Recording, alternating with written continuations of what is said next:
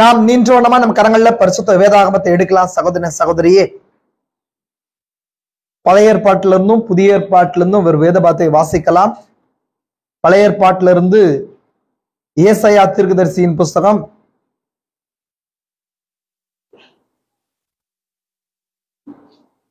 ஏசாயா ಪ್ರವಾದನೆ ಪುಸ್ತಕ 53ನೇ ಅಧ್ಯಾಯ 1ನೇ ವಚನ. ಏಸಾಯ தீர்க்கதரிசியின் புஸ்தகம் 53ஆம் அதிகாரம் வசனம் 3. எங்கள் மூலமாய் கேள்விப்பட்டவதை விசுவாசித்தவன் யார்?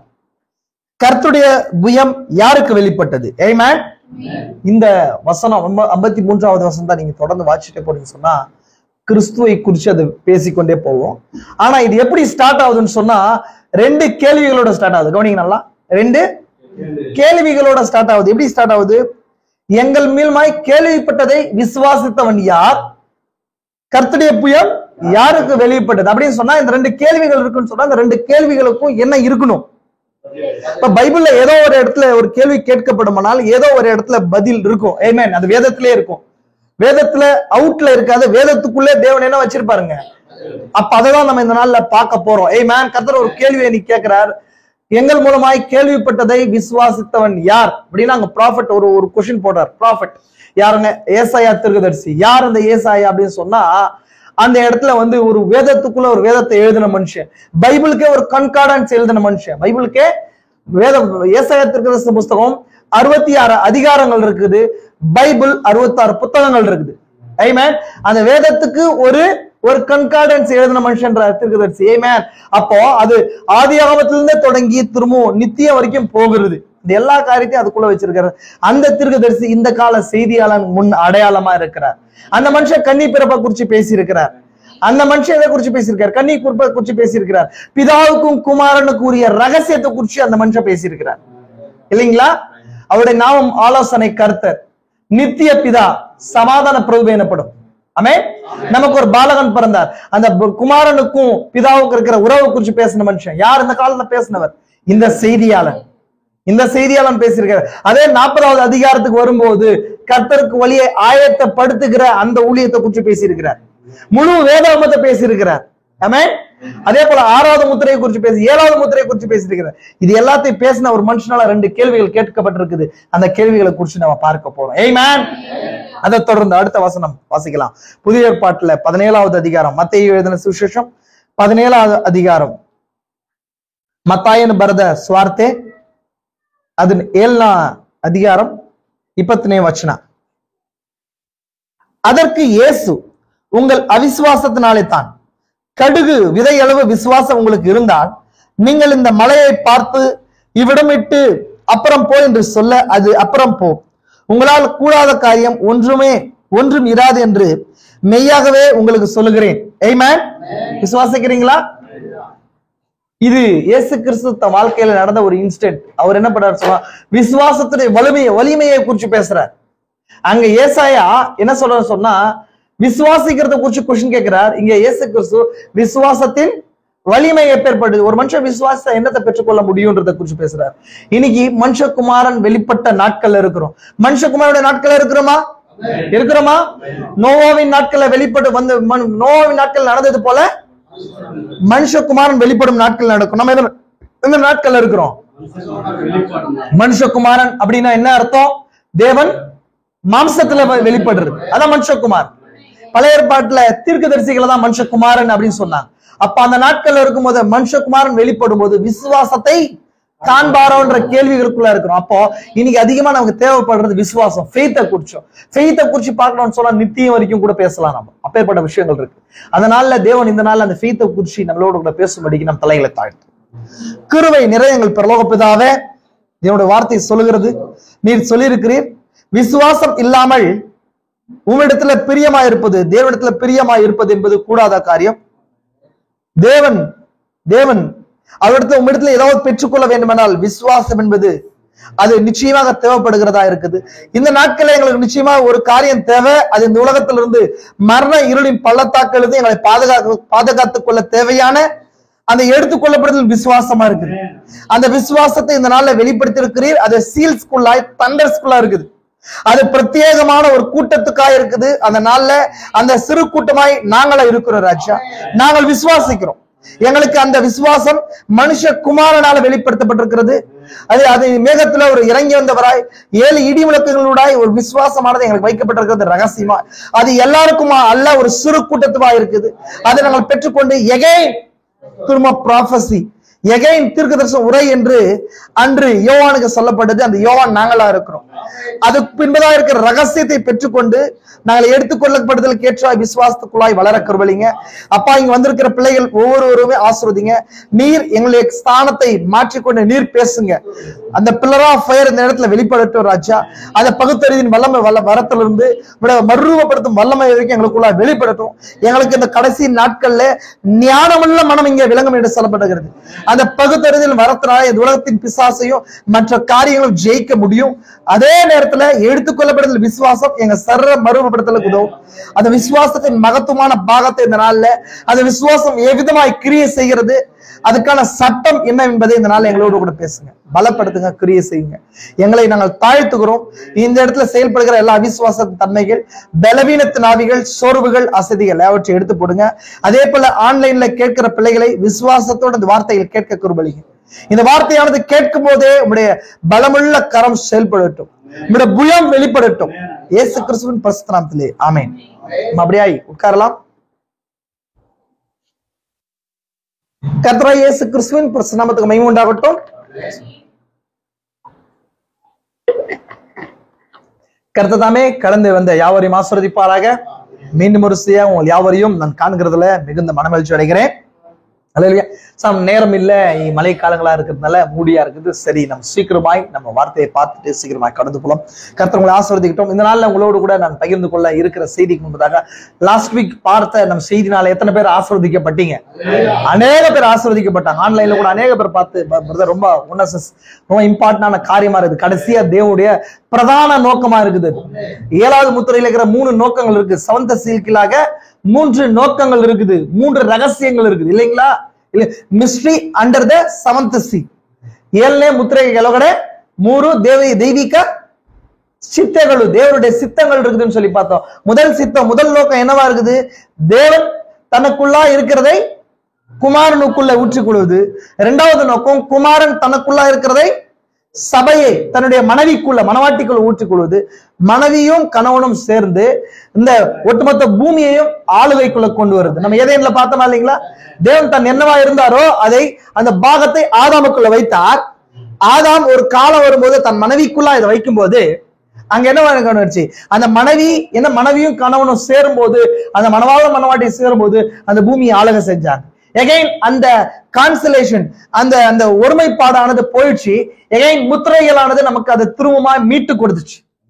7 முத்திரைகள் வரும்போது, அது மேகத்துல வரும்போது என்ன வந்துச்சுன்னு சொன்னா, குமாரன் மனவாட்டிக்குள்ள ஊற்றி கொள்கிறதா இருக்குது இல்லைங்களா? வெளிப்படுத்தல் 1வது அதிகாரத்துல பாக்குறோம். அவர் இதோ மனுஷகுமாரனுக்கு ஒப்பானவரை கண்டேன். மனுஷகுமாரன் சொல்லப்பட்ட மனுஷகுமாரனுக்கு ஒப்பானவரை கண்டேன் தீர்க்கதரிசி சொல்றாரு. அவர் அங்க இருக்கிற வெளிப்படுத்தல் 1வது அதிகாரத்தை ಪ್ರಕಟಣೆ 1ನೇ ಅಧ್ಯಾಯத்துல ಇರುವ ಕ್ರೈಸ್ತನ ರೂಪಗಳು ಅದು ಯಾರಂದ್ರೆ ಅದು ಸಭೆ ಅಂತಾರೆ. அது ಮೊದಲಿಗೆತಿಯ ಇದೆ, அது மனவாட்டியா இருக்குது, அது கிறிஸ்து, அது தலைமட்டுதான் கிறிஸ்து. அவர் உறைந்த பஞ்சை போல இருக்கிறது மட்டும்தான் கிறிஸ்து. அவருடைய சரீரம், அவருடைய மார்பருகே பொற்கச்சை கட்டி இருந்தாருன்னு சொல்லப்படுது. அது இங்க தமிழ்ல பாத்தீங்கன்னா அப்படி இருக்கும். இங்கிலீஷ்ல பாத்தீங்கன்னு சொன்னா பெண்ணை போல மார்பாக இருந்துச்சு. அவருக்கு எப்படி இருந்துச்சாங்க? பெண்ணை போல மார்பாக இருந்துச்சு. வெளிப்படுத்தும் விசேஷத்துல நீங்க 1வது அதிகாரத்துல பார்க்கிறவருக்கு. அப்போ மார்பருகே பொற்கச்சை கட்டுதல் அப்படின்றது பழைய ஏற்பாட்டுல பாக்குறோம். 2 பேர் பொற்கச்சையை கட்டுவாங்க. ஒரு நபர் யாருங்க? ஆசாரியன் இடுப்புல பொற்கச்சையை கட்டி கொண்டு மகா பரிசுத்த ஸ்தலத்துக்கு நேரா போவான் இல்லைங்களா? ஆனா மார்பருகே பொற்கச்சை கட்டுதல்ன்றது யாருக்கானதுன்னு சொன்னா நீதிபதி, ஜட்ஜுக்கானது இல்லைங்களா? இப்போ தீர்க்கதரிசி சொல்றாரு, அந்த 7 விதமான மகிமைன்றது மனவாட்டி அதுல நின்று கொண்டிருக்கிறார். மனவாட்டியிலே மனவாளன் நிற்போம். எங்க? 1வது வருகையில இந்த மனவாளனுக்குள்ள மனவாட்டி இருந்தா இல்லையா? 1வது வருகையில எப்படி இருந்து நம்ம எங்க வந்தோம்? கரெக்டுங்களா? எங்க வந்தவங்க? சிலுவையில இருந்து வெளியே வந்தோம். ஆதாமுக்குள்ள ஏவாள் இருந்தா. ஆதாமுக்குள்ள ஏவாள் இருந்து ஒரு காலம் வரும்போது அந்த ஆதாமுக்குள்ள இந்த ஏவாள் வெளியே வந்தான். இல்லைங்களா? ஆதாம் நித்திரைக்குள்ள போகும்போது, ஆதாம் எங்க போனாருங்க? நித்திரைக்குள்ள போகும்போது வெளியே கொண்டு வரப்பட்டா. விசுவாசிக்கிறீங்களா? அதே போல கிறிஸ்து சிலுவைக்குள்ள போகும்போது வெளியே கொண்டு வரப்பட்டோம் நம்ம, இல்லைங்களா? வெளியே வந்தோமா இல்லைங்களா? அவரோட விலா எலும்புல அந்த 3 விலா எலும்புக்கு பின்பதாக அந்த ரோப ஈட்டியானது குத்தப்படும் போது தண்ணீரும் ரத்தமும் வெளியே வந்துச்சு, ஜீவன் ஆல்ரெடி புறப்பட்டு வந்துச்சு. அது புறப்பட்டு எங்க வரணும்? எப்பொழுதுமே ஒரு பிறப்பானது 3 காரியங்களை வெளிப்படுத்துதுன்னு சொல்லி பார்த்தோம். 3 காரியங்களை என்ன பண்ணுது? என்ன வெளிப்படுத்துது? ரத்தம், தண்ணீர், ஜீவன். இந்த 3ம் ஒரு இடத்துல ஒருமைப்படணும். எந்த இடத்துல ஒருமைப்படும்? தண்ணீர் தனியா இருக்கலாம், ரத்தம் தனியா இருக்கலாம், ஜீவன் தனியா இருக்கலாம். ஆனா இந்த 3ம் எந்த இடத்துல ஒருமைப்படும் சொன்னா பிறப்பின் போது ஒருமைப்படும். ஒரு பிறப்பு நடக்கும்போது, ஒரு குழந்தையான பிறக்கும் போது அந்த இடத்துலதான் 3 வெளிப்படும். ஆனா தண்ணீர் தனியா இருக்கலாம், தண்ணீர் இங்க தனியா இருக்குது இல்லையா? ரத்தம் கூட தனியா இருக்கலாம் இல்லையா? ஜீவனும் தனியா இருக்கலாம், ஒரு மனுஷனுடைய ஆவி தனியா இருக்கலாம். ஆனா இது 3 எங்க ஒருமைப்படுதுன்னு சொன்னா பிறப்பின் போது தான் ஒருமைப்படும், இல்லைங்களா? அப்போ சிலுவையில புறப்பட்டு வந்த பாகம் அந்த 3ம் ஏதோ ஒரு இடத்துல என்ன ஆகணுங்க? ஒன்னா சேரணும். எந்த இடத்துல ஒன்னா சேரணும்? ஒரு சரீரத்துக்குள்ள ஒண்ணு சேரும், இல்லைங்களா? ஒரு பிறப்பின் போது ஒரு சரீரம் வெளியே வரும்போது அந்த 3 வருது. அப்போ ஒரு சரீரம் யாரு? கிறிஸ்துவின் சரீரம் யாரு? சபையா இருக்குது, மனவாட்டியா இருக்குது. அந்த மனவாட்டி வந்திருக்கிறா, பெந்தகோஸ்தேனால வந்த மனவாட்டி. நம்ம காணக்கூடாத சரீரம் இங்க இருக்குது, கிறிஸ்துவின் காணக்கூடாத சரீரம் நம்ம தான். இதுக்குள்ள அது ஒன்று சேர்ந்து இருக்குது. அது மனவாளனுடைய கேரக்டர் தான் நம்ம பார்த்தோம். அங்கதான் தேவன் என்ன பண்ணாருன்னு சொன்னா ரெகன்சைல் பண்ணாரு, ஒப்புரவாக்குறாரு. பரலோகத்துக்கும் பூமிக்கும் சேர்ந்து ஒரு குடும்பம் பத்தி பார்த்தோம், இல்லைங்களா? என்னுடைய ஆத்மா இந்த பூமியில இந்த சரீரத்துக்கு வைக்கப்பட்டிருக்குது. ஆனா எனக்கான சரீரம் எங்க இருக்குது? மேல இருக்குது, 6th டைமென்ஷன்ல இருக்குது. அப்ப அந்த பரலோகம் பூமி சேர்ந்து ஒரு குடும்பம்.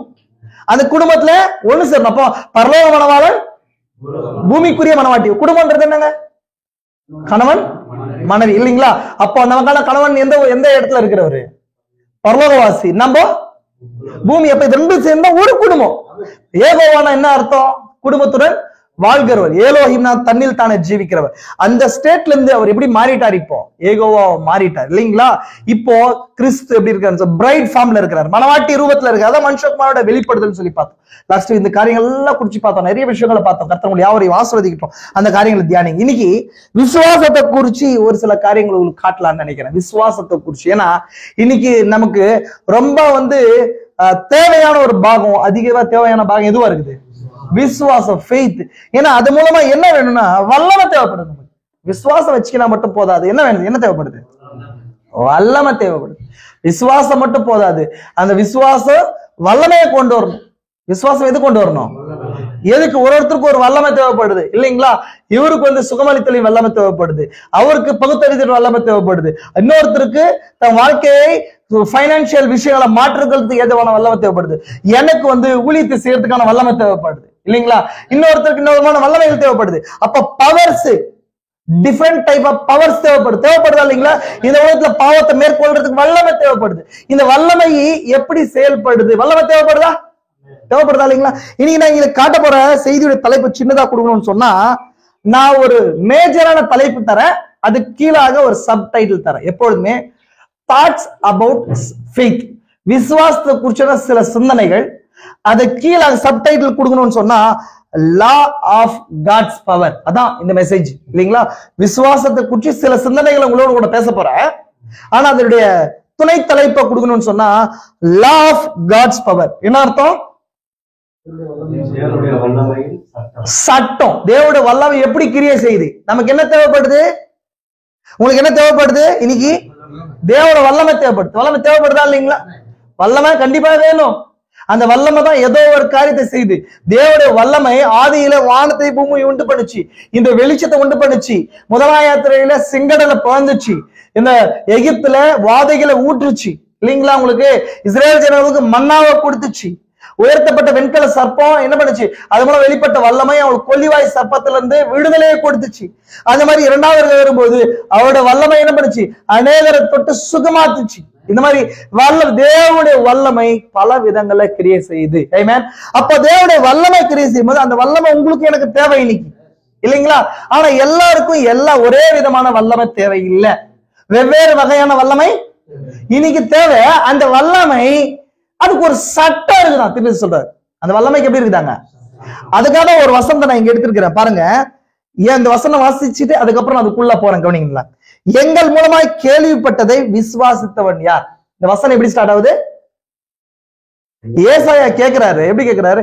எங்கள் மூலமாய் கேள்விப்பட்டதை விசுவாசித்தவன் யார்? கன்னடத்துல அது கன்னடால எப்படி இருக்குதுன்னு சொல்லி எனக்கு தெரியல. நீங்க என்ன பாருங்க, 53வது அதிகாரம் 1ஆம் வசனம் வாசிமா.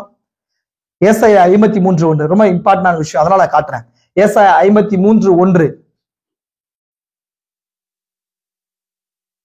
ನಾವು ಕೇಳಿದ ಸಂಗತಿಯನ್ನು ನಮ್ಮಲ್ಲಿ ಯಾರು ನಂಬಿದರು? ಯೆಹೋವನ ಭಾಗವು ಯಾರಿಗೆ ಗೋಚರವಾಗಿತ್ತು? இங்க பாருங்க, எங்கள் மூலமாய் கேள்விப்பட்டதை விசுவாசித்தவன் யார்? கர்த்தருடைய புயம் யாருக்கு வெளிப்பட்டது? இந்த வசனம் நீங்க எத்தனையோ முறை வாசிச்சிருக்கலாம். நான் இன்னைக்கு தீர்க்கதரிசி இந்த வசனத்தை எடுத்து எங்க பிரீச் பண்றாரு தெரியுமா உங்களுக்கு? நீங்க இந்த செய்தியில இருந்தீங்கன்னா உங்களுக்கு தெரியும். இந்த வசனத்தை தீர்க்கதரிசி எங்க பிரீச் பண்றாருன்னா, 7 முத்திரைகள் பிரீச் பண்ணும்போது 7 முத்திரைகளோட முதல் செய்தி எதுங்க? 7 முத்திரைகள்ல கொடுத்த தேவ தீர்க்கதரிசி கொடுத்த முதல் செய்தி என்ன? எளிமையை வெளிப்படுத்தல்ன்ற செய்தியில தீர்க்கதரிசி கொடுக்கிற முதல் பாயிண்ட் இதுதான். இந்த வசனம் தான் எடுத்துன்னு வருவார். இந்த பக்கத்தை எடுத்துன்னு வருவார். என்ன எடுத்துறாரு? எங்கள் மூலமாய் கேள்விப்பட்டதை விசுவாசித்தவன் யார்? அப்போ இந்த அதிகாரம் 2 விஷயத்தை பத்தி பேசுது. ஒன்று விசுவாசம், 2வது புயம். கர்த்தருடைய புயம் யாருக்கு வெளிப்படுது? புயம் அப்படின்னா என்ன அர்த்தம்னு சொன்னா, ஆம் இங்கிலீஷ்ல சொல்லப்படுறது ஆம்னு சொல்லப்படுறது. புயம்னா என்னங்க? தோல் அப்படின்னு சொல்லப்படலாம். அந்த வல்லமை தோல் அப்படின்னு சொல்லப்படலாம். எப்போதுமே தோல் எதுக்கு அடையாளமா இருக்குது அப்படின்னு சொன்னா, ஒரு மனுஷனுடைய வல்லமைக்கு அடையாளமா இருக்குது. கரெக்டுங்களா? தோல் எப்போதுக்கு அடையாளமா இருக்குது? நான் என் நீதியின் வலது கரத்தினால் உன்னை தாங்கினேன் அப்படின்னு சொன்னா, தேவன் கரத்தை வச்சு உங்களை தொட போறது கிடையாது. அந்த கரம், ஒரு மனுஷனுடைய வலது கரம், ஒரு மனுஷனுடைய ரைட் ஹேண்ட் எதை குறியுதுன்னு சொன்னா, அவனுடைய பலத்தை குறிக்குது. அப்போ இங்க என்ன சொல்லப்படுதுன்னு சொன்னா, எங்கள் மூலமா கேள்விப்பட்டதை விசுவாசித்தவன் யார்? ஒரு கொஸ்டின். அதுக்கப்புறம் கர்த்தருடைய புயம் யாருக்கு வெளிப்படுது அப்படின்னா, கர்த்தருடைய வல்லமை யாருக்கு வெளிப்பட்டது? ஆமென். அப்ப இது ரெண்டுத்துக்கும் நம்ம ஆன்சர் பார்க்கணும். நான் இந்த செய்தியுடைய தலைப்பு நான் உங்களுக்கு சொன்னேன். செய்தியுடைய தலைப்பு என்ன? தேவனுடைய வல்லமை, the law of God's power. the law of தேவனுடைய வல்லமை எப்படி செயல்படும், எந்த மாதிரி தேவனுடைய வல்லமை நாம் பெற்றுக்கொள்ள முடியும்? இன்னைக்கு நம்ம அந்த வல்லமைக்காக தான் போராடி கொண்டிருக்கிறோம். இன்னைக்கு உலகத்துல அநேக வல்லமைகள் இருக்குதா இல்லைங்களா? ஒரு பிரசிடென்ட்டுக்கு தனியா வல்லமை இருக்கு இல்லைங்களா? ஒரு மினிஸ்டருக்கு தனியா வல்லமை இருக்கு, இல்ல ஒரு போலீஸ் ஆபீசருக்கு தனியா வல்லமை இருக்குது. உங்களுக்கும் எனக்கும் ஒரு சரீரத்துல ஒரு வல்லமை கொடுக்கப்பட்டிருக்குது. இந்த மிருக ஜீவன்களுக்கு எல்லாத்துக்கும் ஒரு வல்லமை கொடுக்கப்பட்டிருக்குது. இந்த மாதிரி வல்லமைகள் இருக்குது. ஆனா இது எல்லாத காட்டிலும் மகத்தான ஒரு வல்லமை இருக்குமே ஆனால் அது தேவனுடைய சிருஷ்டிகருடைய மகத்தான வல்லமையா இருக்கு. அந்த வல்லமை தான் இது எல்லாத்தையும் காட்டிலும் மேலான வல்லமையா இருக்குது. அந்த வல்லமை தான் இந்த பூமியில இருக்கிற எல்லா சிறிய சிறிய வல்லமைகளை படைச்சது, சிருஷ்டித்தது. ஆமென். ஆனா இன்னைக்கு நம்ம கிட்ட இருக்கிற வல்லமையை கொண்டு ஒரு சில காரியங்களை நம்மளால பெற்றுக்கொள்ள முடியல. அதனால நம்ம சிருஷ்டிகருடைய வல்லமையை நோக்கி கோருகிறோம், கேட்கிறோம். ஆமென். அப்போ எனக்கு ஒரு சுகமளித்தல் தேவைன்னு சொன்னா அதுக்கு பின்பதாக ஒரு வல்லமை கிரியை செய்யணும். அதனாலதான் சுகமளித்தலை நான் பெற்றுக்கொள்ள முடியும். ஆமென். எனக்கு ஞானம் வேணும்னு சொன்னா எனக்கு அந்த ஞானத்துக்கு பின்பதாக என்ன தேவைப்படுது? ஒரு வல்லமை. வல்லமைனா இங்கிலீஷ்ல கன்னடால என்ன சொல்லுவாங்க? ಶಕ್ತಿ. ಒಂದು ಶಕ್ತಿ ಬೇಕು. ಒಂದು ಶಕ್ತಿ ಇದ್ರೇನೆ ಏನ್ ಮಾಡ್ಬೇಕು? ನಾನು ಏನ್ ಬೇಕೋ ಅದನ್ನ ಏನ್ ಮಾಡಕ್ಕಾಗುತ್ತೆ? படையோக்காகத்தே, ஜெயிசோக்காகத்தே. ஆமென். விசுவாசிக்கிறீங்களா? அப்போ இதுக்கு பின்பதாக ஒரு சட்டம் செய்து அதுதான் உங்களுக்கு காட்டுறேன். இன்னைக்கு நம்ம ஏன் அநேக விஷயங்களை தேவன்கிட்ட அந்த வல்லமையை பெற்றுக்கொள்ள முடியலன்றதையும் காட்டுறேன் இல்லைங்களா? நம்ம என்ன பண்றது? நிறைய விஷயங்கள்ல வல்லமைய பெற்றுக்கொள்ள முடியறதில்ல. நம்ம தேவனை ஜெபிக்கிறோம், செய்தியில தான் இருக்கிறோம், செய்தியில தான் வாழ்றோம், அநேக காரியங்களை குறிச்சு ஜெபிக்கிறோம். ஜெபிக்கிறோமா இல்லையா? ஜெபிக்கிறீங்களா இல்லையா சகோதர சகோதரி? உங்க குடும்பத்துக்கு பைனான்சியல் கிரைசிஸ் மாறதுக்கு ஜெபிக்கிறீங்க. உங்களுடைய பிள்ளைகள் வாலிப பிள்ளையுடைய வாழ்க்கையை மாறதுக்கு ஜெபிக்கிறீங்க. உங்களுடைய உடல் நிலைக்காக ஜெபிக்கிறோம். தேவனோடு கூட நான் சரி செய்து கொள்வதற்கு ஜெபிக்கிறோம். இல்ல சொந்த பந்தத்துக்கு ஜெபிக்கிறோம், விடுதலைக்காக ஜெபிக்கிறோம். இவ்வளவு ஜெபித்தும் கூட எனக்கு தேவனுடைய வல்லமை வெளிப்படல. காரணம் என்னன்னு சொன்னா அதை சரியான வகையில அப்ரோச் பண்ணல. அப்போ தேவனுடைய வல்லமை எப்படி கிரியை செய்யும்? நீங்க வேதத்துல வாட்சிங்க சொன்னா ஒரு சில இடத்துல வல்லமை டக்குன்னு வெளிப்படும், ஒரு சில இடத்துல வல்லமை வெளிப்பட்டிருக்க.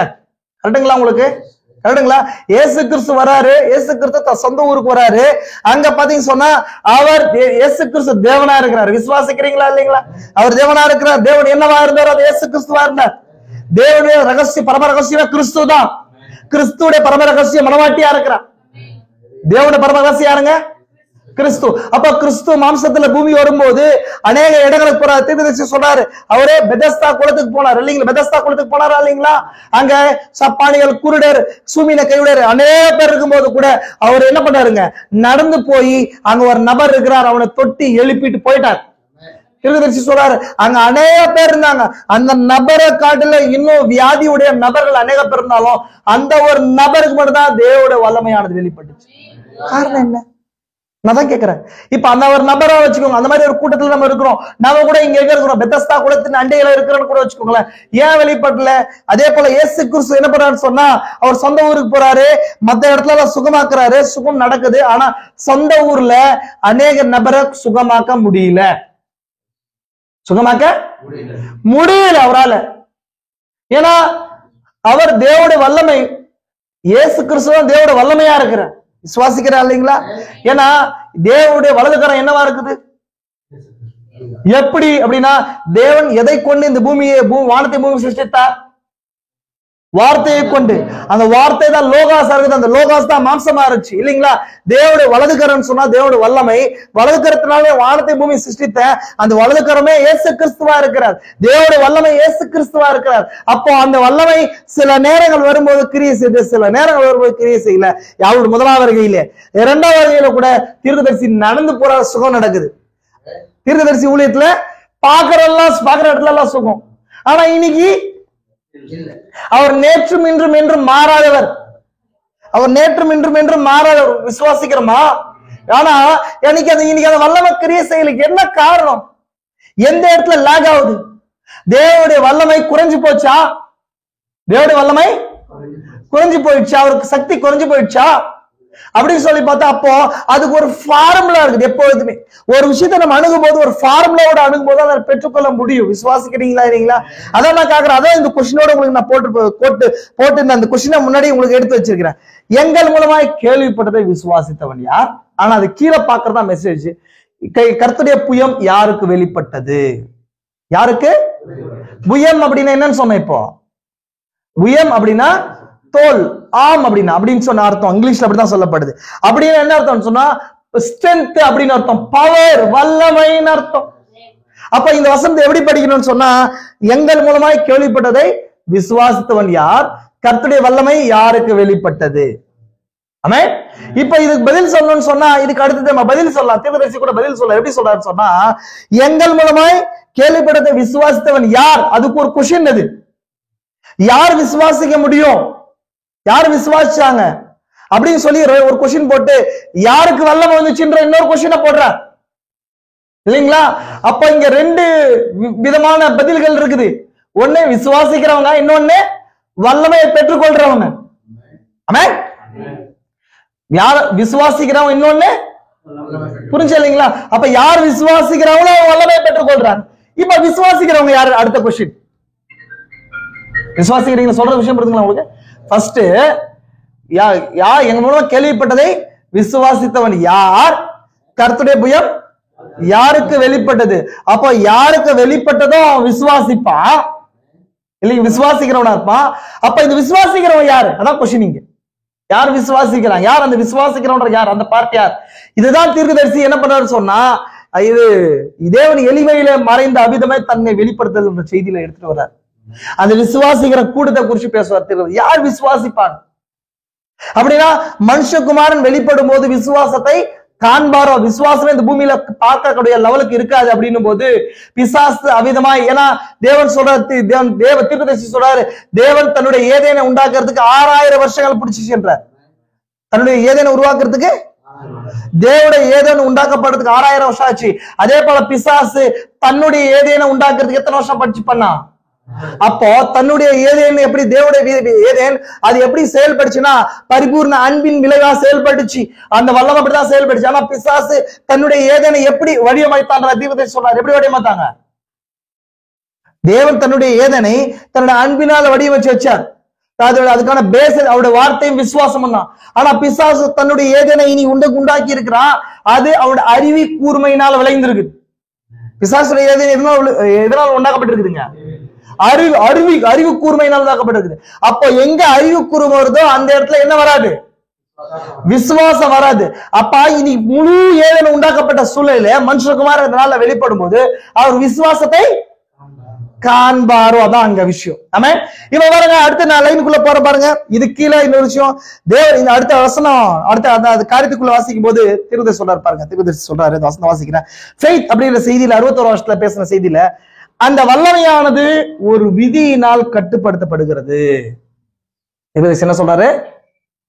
தேவனோட வல்லமை நீங்க நமக்கு வேணும். என்னென்ன மாதிரியான வல்லமை நமக்கு தேவை நீங்க சொல்லுங்க. அந்த பாயிண்ட் நான் போறதுக்கு முன்னாடி இன்னொரு விஷயத்த நான் கேட்கிறேன். உங்களுக்கு என்னென்ன தேவைப்படுது, என்னென்ன வல்லமை வேணும்? என்னென்ன மாதிரி வல்லமை தேவைப்படுது உங்களுக்கு? என்னங்க? பரிசுத்தாவின் வல்லமை தான் பிரதர். பரிசுத்தாவி தான் எல்லாத்தையும் தர்றது இல்லங்க. வல்லமை நான் கேட்கிறேன், என்ன மாதிரி வல்லமை உங்களுக்கு வேணும்? சுகமளிக்கும் வல்லமை இவருக்கு தேவைப்படுது. உங்களுக்கு என்ன வல்லமை வேணும்? ஒருத்தருக்கு ஒரு வல்லமை வேணுமா இல்லைங்களா? எனக்கு வீடு கட்டணும், எனக்கு கார் வாங்கணும், நான் சொல்றேன் பூமிக்குரிய ரீதியில சொல்றேன். இந்த மாதிரி இது எல்லாத்துக்குமே ஒரு வல்லமை தேவைப்படுது. ஒரு வல்லமை, இந்த மாதிரி வெவ்வேறு வகையான வல்லமைகள் இன்னைக்கு எனக்கு தேவைப்படுது. ஒரே வகையான காரியம் கிடையாது. விசுவாசிக்கிறீங்களா? அப்ப அந்த வல்லமையை தேவடத்துல கர்த்தருடைய புயத்தை நான் நாடுறேன். இப்போ கர்த்தருடைய புயம் நான் என்னன்னு சொன்னாங்க? கர்த்தருடைய வல்லமை. தோல் தான் வல்லமை அடையாளம் இருக்குது. அதை நான் இந்த கர்த்தருடைய வல்லமை என்ன பெற்றுக்கொள்ளணும்னு நினைக்கிறேன். இப்ப இந்த வல்லமை எது எப்படி செயல்படுதுன்னா ஒரு விதியினால, ஒரு லானால கட்டுப்படுத்தப்படுதுன்ற தீர்க்கதரிசி. ஒரு சட்டம் இருக்குது. தேவன் தன் கையை நீட்டி உங்களுக்கு ஏதோ ஒரு காரியத்தை செய்யணும்னு சொன்னா ஒரு சட்டத்தின்படிதான் செயல்படுவாரு. அந்த சட்டத்தின்படி போகலன்னு சொன்னா அது செயல்படாது, யூஸ் ஆகாது. அதனாலதான் பைபிள்ல கிராஜுவலா எல்லா இடத்துலயும் தேவனுடைய வல்லமை ஒரே மாதிரி செயல்படல. யார் யார் அந்த சட்டத்தின்படி வந்தாங்களோ அவங்க அந்த காரியத்தை பெற்றுக்கொண்டாங்க. விசுவாசிக்கிறீங்களா? பாருங்க, திரும்ப சொல்றாரு, நான் அடிக்கடி சொல்லுகிறபடி தண்ணீரை புவி ஈர்ப்பிசை கட்டுப்படுத்துவது போல, ஏனெனில் அது விதியா இருக்கிறது. புவி ஈர்ப்பிசை தண்ணீரை கட்டுப்படுத்துகிறது. அது கீழே முக்கியமான விஷயத்த சொல்ற பாருங்க. பூமியினால் அல்லது பூமியின் சுழற்சியினால் கட்டுப்படுத்தப்படுகிறது.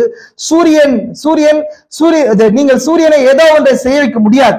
இது கீழே முக்கியமான விஷயத்த சொல்ற பாருங்க. தீர்க்கதரிசி சொல்றாரு, விசுவாசமே தேவனுடைய சட்டமா இருக்குது என்றார். இந்த வல்லமையை வெளிப்படுத்துறதுக்கு ஒரு சட்டம் இருக்குது. அந்த சட்டம் என்னவா இருக்குது? இப்போ faith இருக்கு. நம்ம பார்க்கிற தலைப்பு starts about faith. விசுவாச குறித்த சில சிந்தனைகள். இப்போ விசுவாசம் வெவ்வேறு வகையில இருக்கு. செய்தி பார்க்கிறோம். விசுவாசம் சாராம்சமா இருக்குது, விசுவாசம் பொருளா இருக்குது, விசுவாசம் வெவ்வேறு வகையில பேசுறோம். விசுவாசம் 6வது புலனா இருக்குது, விசுவாசம் மேம்பட்ட புலனா இருக்குது, விசுவாசம் அதாவது இது உலகத்துக்குரியதல்ல. இதெல்லாம் பார்த்துட்டோம்.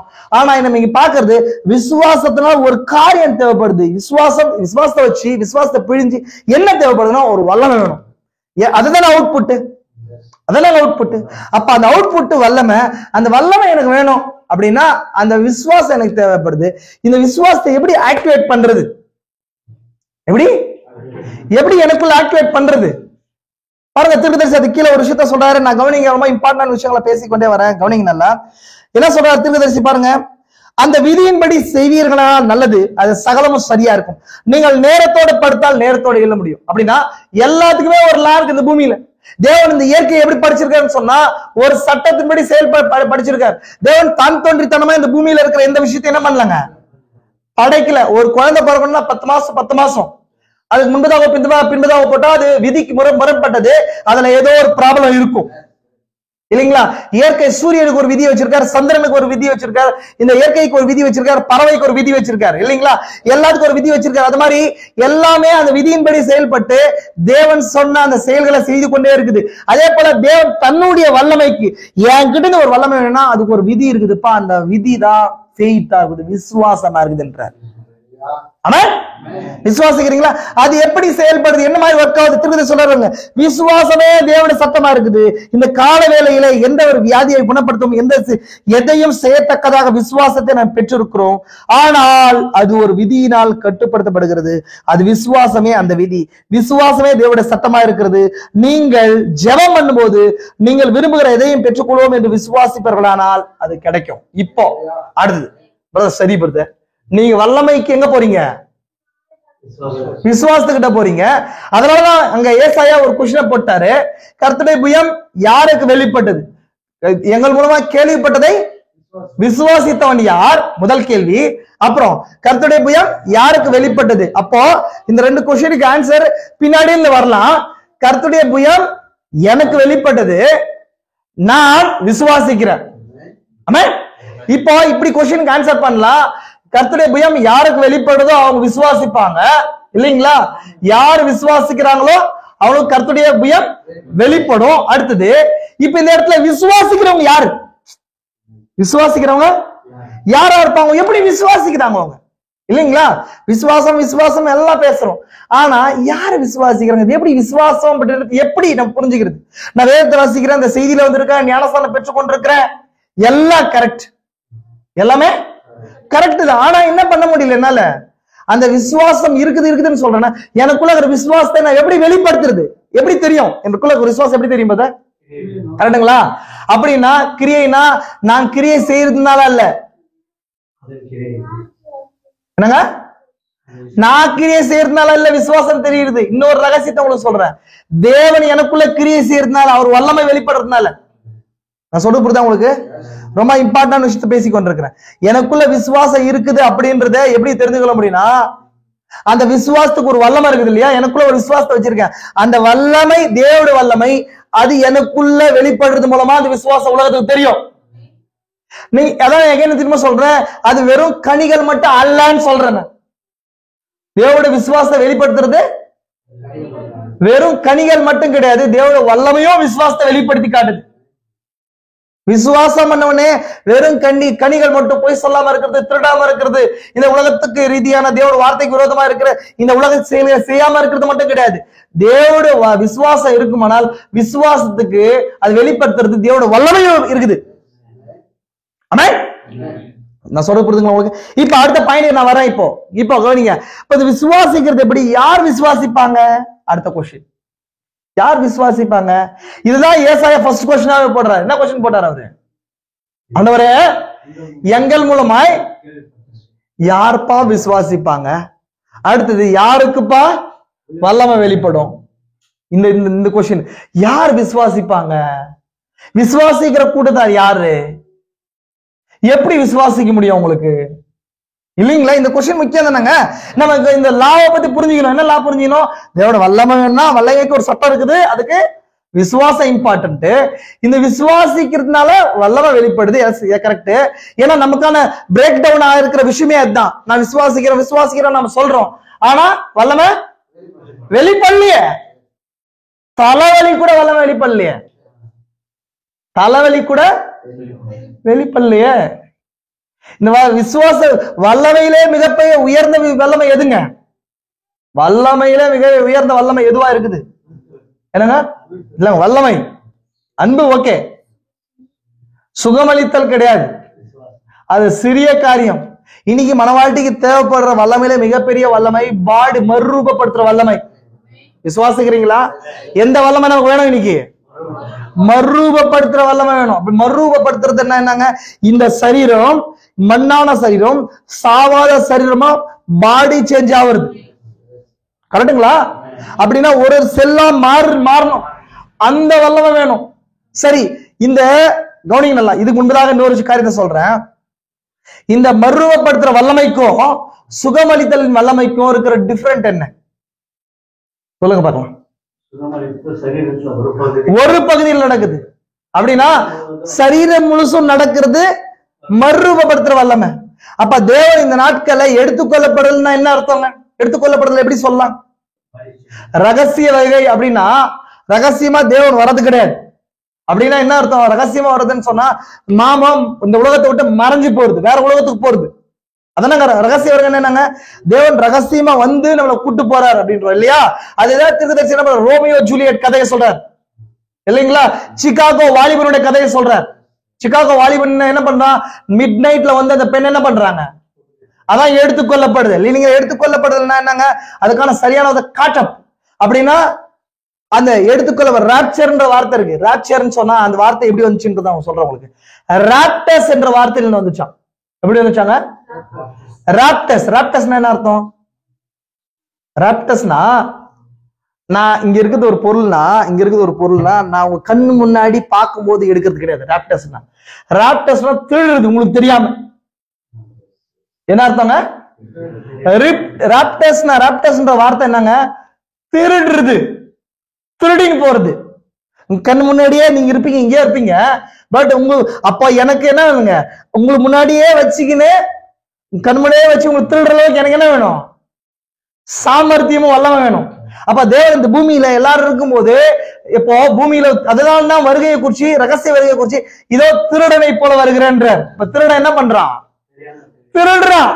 அதே மாதிரி தேவன் தனக்குரியவர்கள் என்ன பண்றாருன்னு சொன்னா திருடுறாரு இந்த பூமியில இருந்து. அதான் ராப்டர்ஸ்ன்றது. என்ன பண்றாங்க? யாருக்கு தெரியாம திருடுறாரு? பிசாசுக்கு. பிசாசு உங்களை உரிமை கோர்றான் சகோதர சகோதரியை புரிஞ்சுக்கோங்க நல்லா. உங்களை உரிமை கோர்றான், உங்க சரீரத்தை உரிமை கோர்றான். இது பாவமானது உரிமை கோர்றான். ஆனா தேவன் என்ன பண்றாரு? அப்படியே இருப்பாங்க, டக்குன்னு என்ன பண்றாருங்க? எடுத்துட்டு போறாரு. அப்போ அந்த திருட வரும்போது, இப்ப இந்த காரியத்தை சொல்றவங்க, திருட வரும்போது எல்லா பொருளையும் திருடுவானா? உங்க வீட்டுல பானை இருக்குது, பானை திருடுன்னு போறது திருட வருவான். பிளாஸ்டிக் பொருள் இருக்குது, சீப்பு இருக்குது, எதை திருடுறதுக்கு வருவான்? விலை உயர்ந்த பொருள் எது? தங்கம், வைரம் இல்லைங்களா? திருட சொல்றாரு கோல்டு ரெப்ரசன்டேட்டிவ். பொண்ணு எதுக்கு அடையாளமா இருக்குது பைபிள்ல?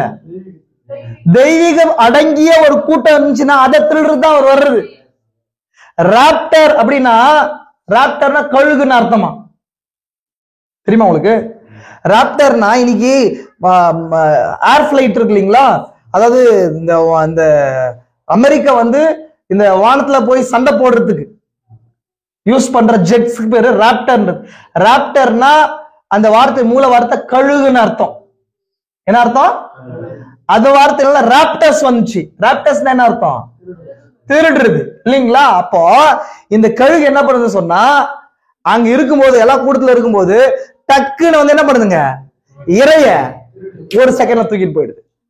அந்த ராஜ கழுகு கிறிஸ்து வந்து என்ன பண்றாருன்னு சொன்னா, இமை பொழுதுல என்ன பண்றாரு தெரியாம. அதுதான் வந்து ராப்டர். புரிஞ்சுவாங்க. காட்டப்னா எடுத்துக்கொள்றது. உங்களுக்கு தெரியும், நீங்க இங்கே இருப்பீங்க, கை கொடுப்பேன், வாட்ச் காணாம போடும் கையில. ஆமே அந்த மாதிரி ஆட்கள் இருக்காங்க. கேட்டு பாருங்க, ஒரு வேணா கேட்டு பாருங்க. புரிதுங்களா உங்களுக்கு? நீங்க அப்படியே இருப்பீங்க, பாக்கெட்ல இருந்து காசு எடுத்து கொடுத்துருப்பீங்க, அவங்களுக்கு போயிட்டு இருப்பாங்க, எண்ணிட்டு போயிட்டே இருப்பாங்க. அப்படின்னா உங்களை மதிமயங்க செய்தி எடுத்துக்கிறது. அப்போ ராப்டர்ஸ் சொன்ன எடுத்துக்க. அது மாதிரி அந்த எடுத்துக்கிறதுக்கு என்ன தேவைப்படுது? உங்களுக்கே தெரியாம எடுக்கிறதுக்கு என்ன பண்ணுது? சாமர்த்தியம், ஒரு வல்லமை எனக்கு தேவைப்படுது இல்லைங்களா? அப்போ அந்த வல்லமை தான் வந்து மறுரூபப்படுத்துற வல்லமை. தேவன் எப்படி எடுத்துக்கிறாரு? அப்படியே தோல் மேல தூக்கி வச்சுன்னு போறது கிடையாது. இந்த உலகத்துல இருந்து அப்படியே என்ன பண்றாரு? வேற உலகத்துக்கு அப்படியே மாத்துறாரு. அதான் மறுரூபப்படுத்துற வல்லமை. அப்ப அந்த மறுரூபப்படுத்துற வல்லமை இப்படி நான் போடுறேன். இந்த வார்த்தை எப்படி போடுறேன் அப்படின்னா, கர்த்தர் எங்கள் மூலமாக கேள்விப்பட்டதை விசுவாசித்தவன் யார்? கர்த்தருடைய புயமாகிய மறுரூபப்படுத்துற வல்லமை யாருக்கு வெளிப்பட்டது? இப்ப உங்களுக்கு புரியுதா? கர்த்தருடைய புயம் இங்க என்னவா இருக்குது? அந்த வல்லமை ஒரு காலத்திலயும் ஒரு வல்லமையா இருக்குது இல்லைங்களா? ஒரு காலத்திலயும் ஒவ்வொரு வகையான வல்லமையா இருக்குது. ஒரு இடத்துல கண்களை குருடை வந்து சுகமாக்குற வல்லமையா இருக்குது இல்லைங்களா? இப்ப இன்னொரு இடத்துல அது உயிர் தெளிதல் வல்லமையா இருக்குது. இன்னொரு இடத்துல மழையை பெய்ய வைக்கிற வல்லமையா இருக்குது. இன்னொரு இடத்துல இன்னைக்கு நமக்கு தேவையான வல்லமை எது? இன்று நமக்கு தேவையான வல்லமை எது? மறுரூபப்படுத்துற வல்லமை எனக்கு தேவை பிரதர். ஆனா தலைவலி போக்குற வல்லமை எனக்கு இல்ல பிரதர் இல்லைங்களா? மறுரூபப்படுத்துற வல்லமை தேவை, ஆனா தலைவலி போக்குற வல்லமைய ஆக்சன் 500ல இருக்குது பிரதர். இதுல இருக்குது டோலோ 650ல தான் இருக்குது. அதான் நான் போடுறேன். நம்மளையும் என்னைய செய்ய சொல்றான். காரணம் என்னன்னா, அந்த வல்லமையை சரியா கிராப் பண்றதுக்கு நமக்கு தெரியல. புரியுதுங்களா உங்களுக்கு? ஒரு விஷயம் சொல்றாங்களே, தேவோட வல்லமை அவர்கிட்ட இருக்குது, அதை எடுத்துக்கொள்றது இல்ல. நம்ம கூட என்ன பண்ணுங்க? அதை தேவோட வல்லமை என்ன பண்ணணும்? திருடணும். தேவோட வல்லமை என்ன பண்ணுங்க? திருடணும். நம்ம அவர்கிட்ட இருந்து எடுத்துக்கணும். அப்படியே அவர் கேட்க கூடாது. புரிஞ்சுக்கலாம்? உங்களுக்கு எக்ஸாம்பிள் சொல்றேன் பாருங்களா. திருத்தி சொல்றாரு, அந்த பாயிண்ட் எடுத்து காட்டிட்டு உங்களுக்கு எக்ஸாம்பிள் சொல்றேன் பாருங்க, கவனிங்க நல்லா.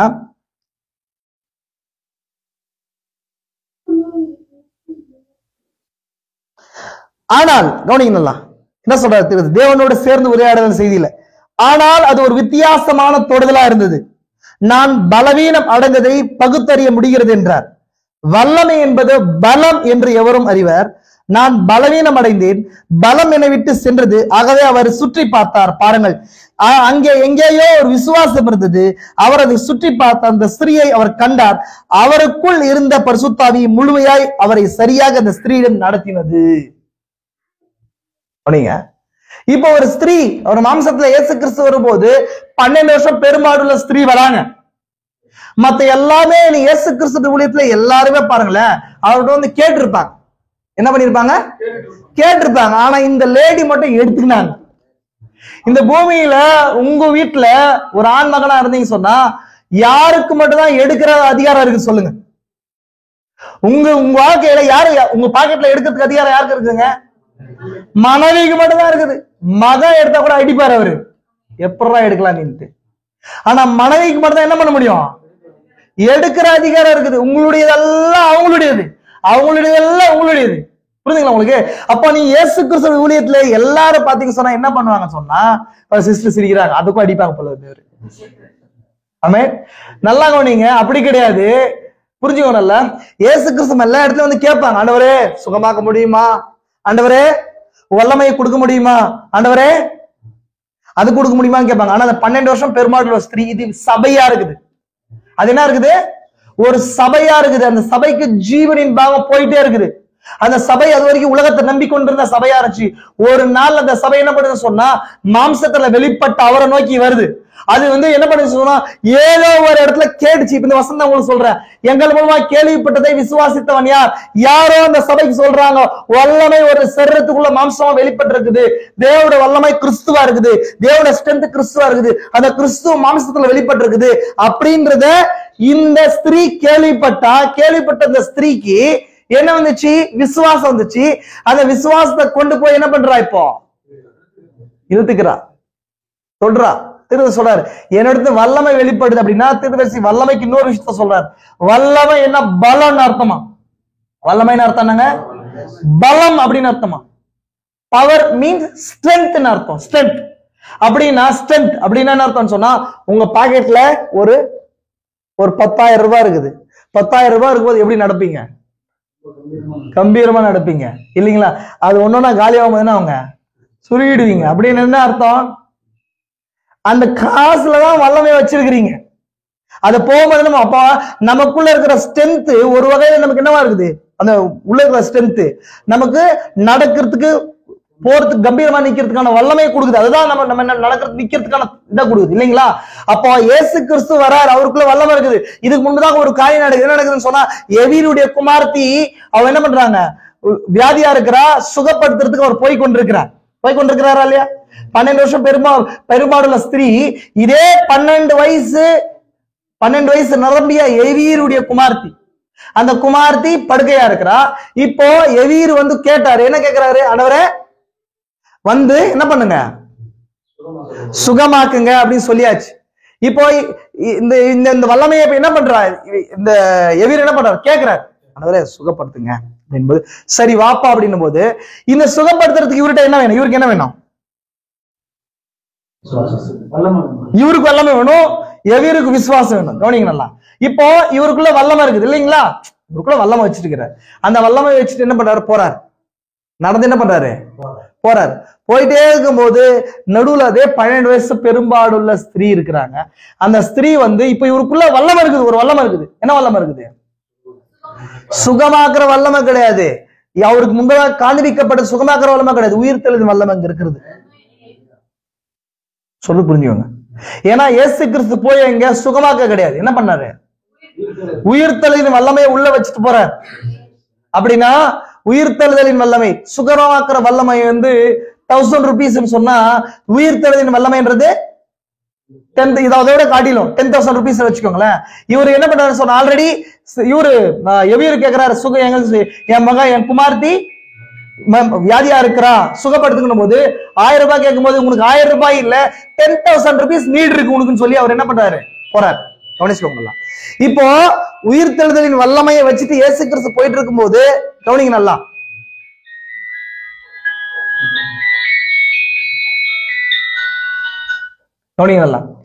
அப்போ போயிட்டு இருக்கும்போது இந்த பெண் சென்டர்ல உள்ள வராங்க. உள்ள வரும்போது இந்த இவர்கிட்ட ஒரு விசுவாசம் இருக்குது. ஏன்னா இதுக்கு முன்னாடி ஒரு வசனத்தை சொன்னேன், விசுவாசம் எதனால வரும்?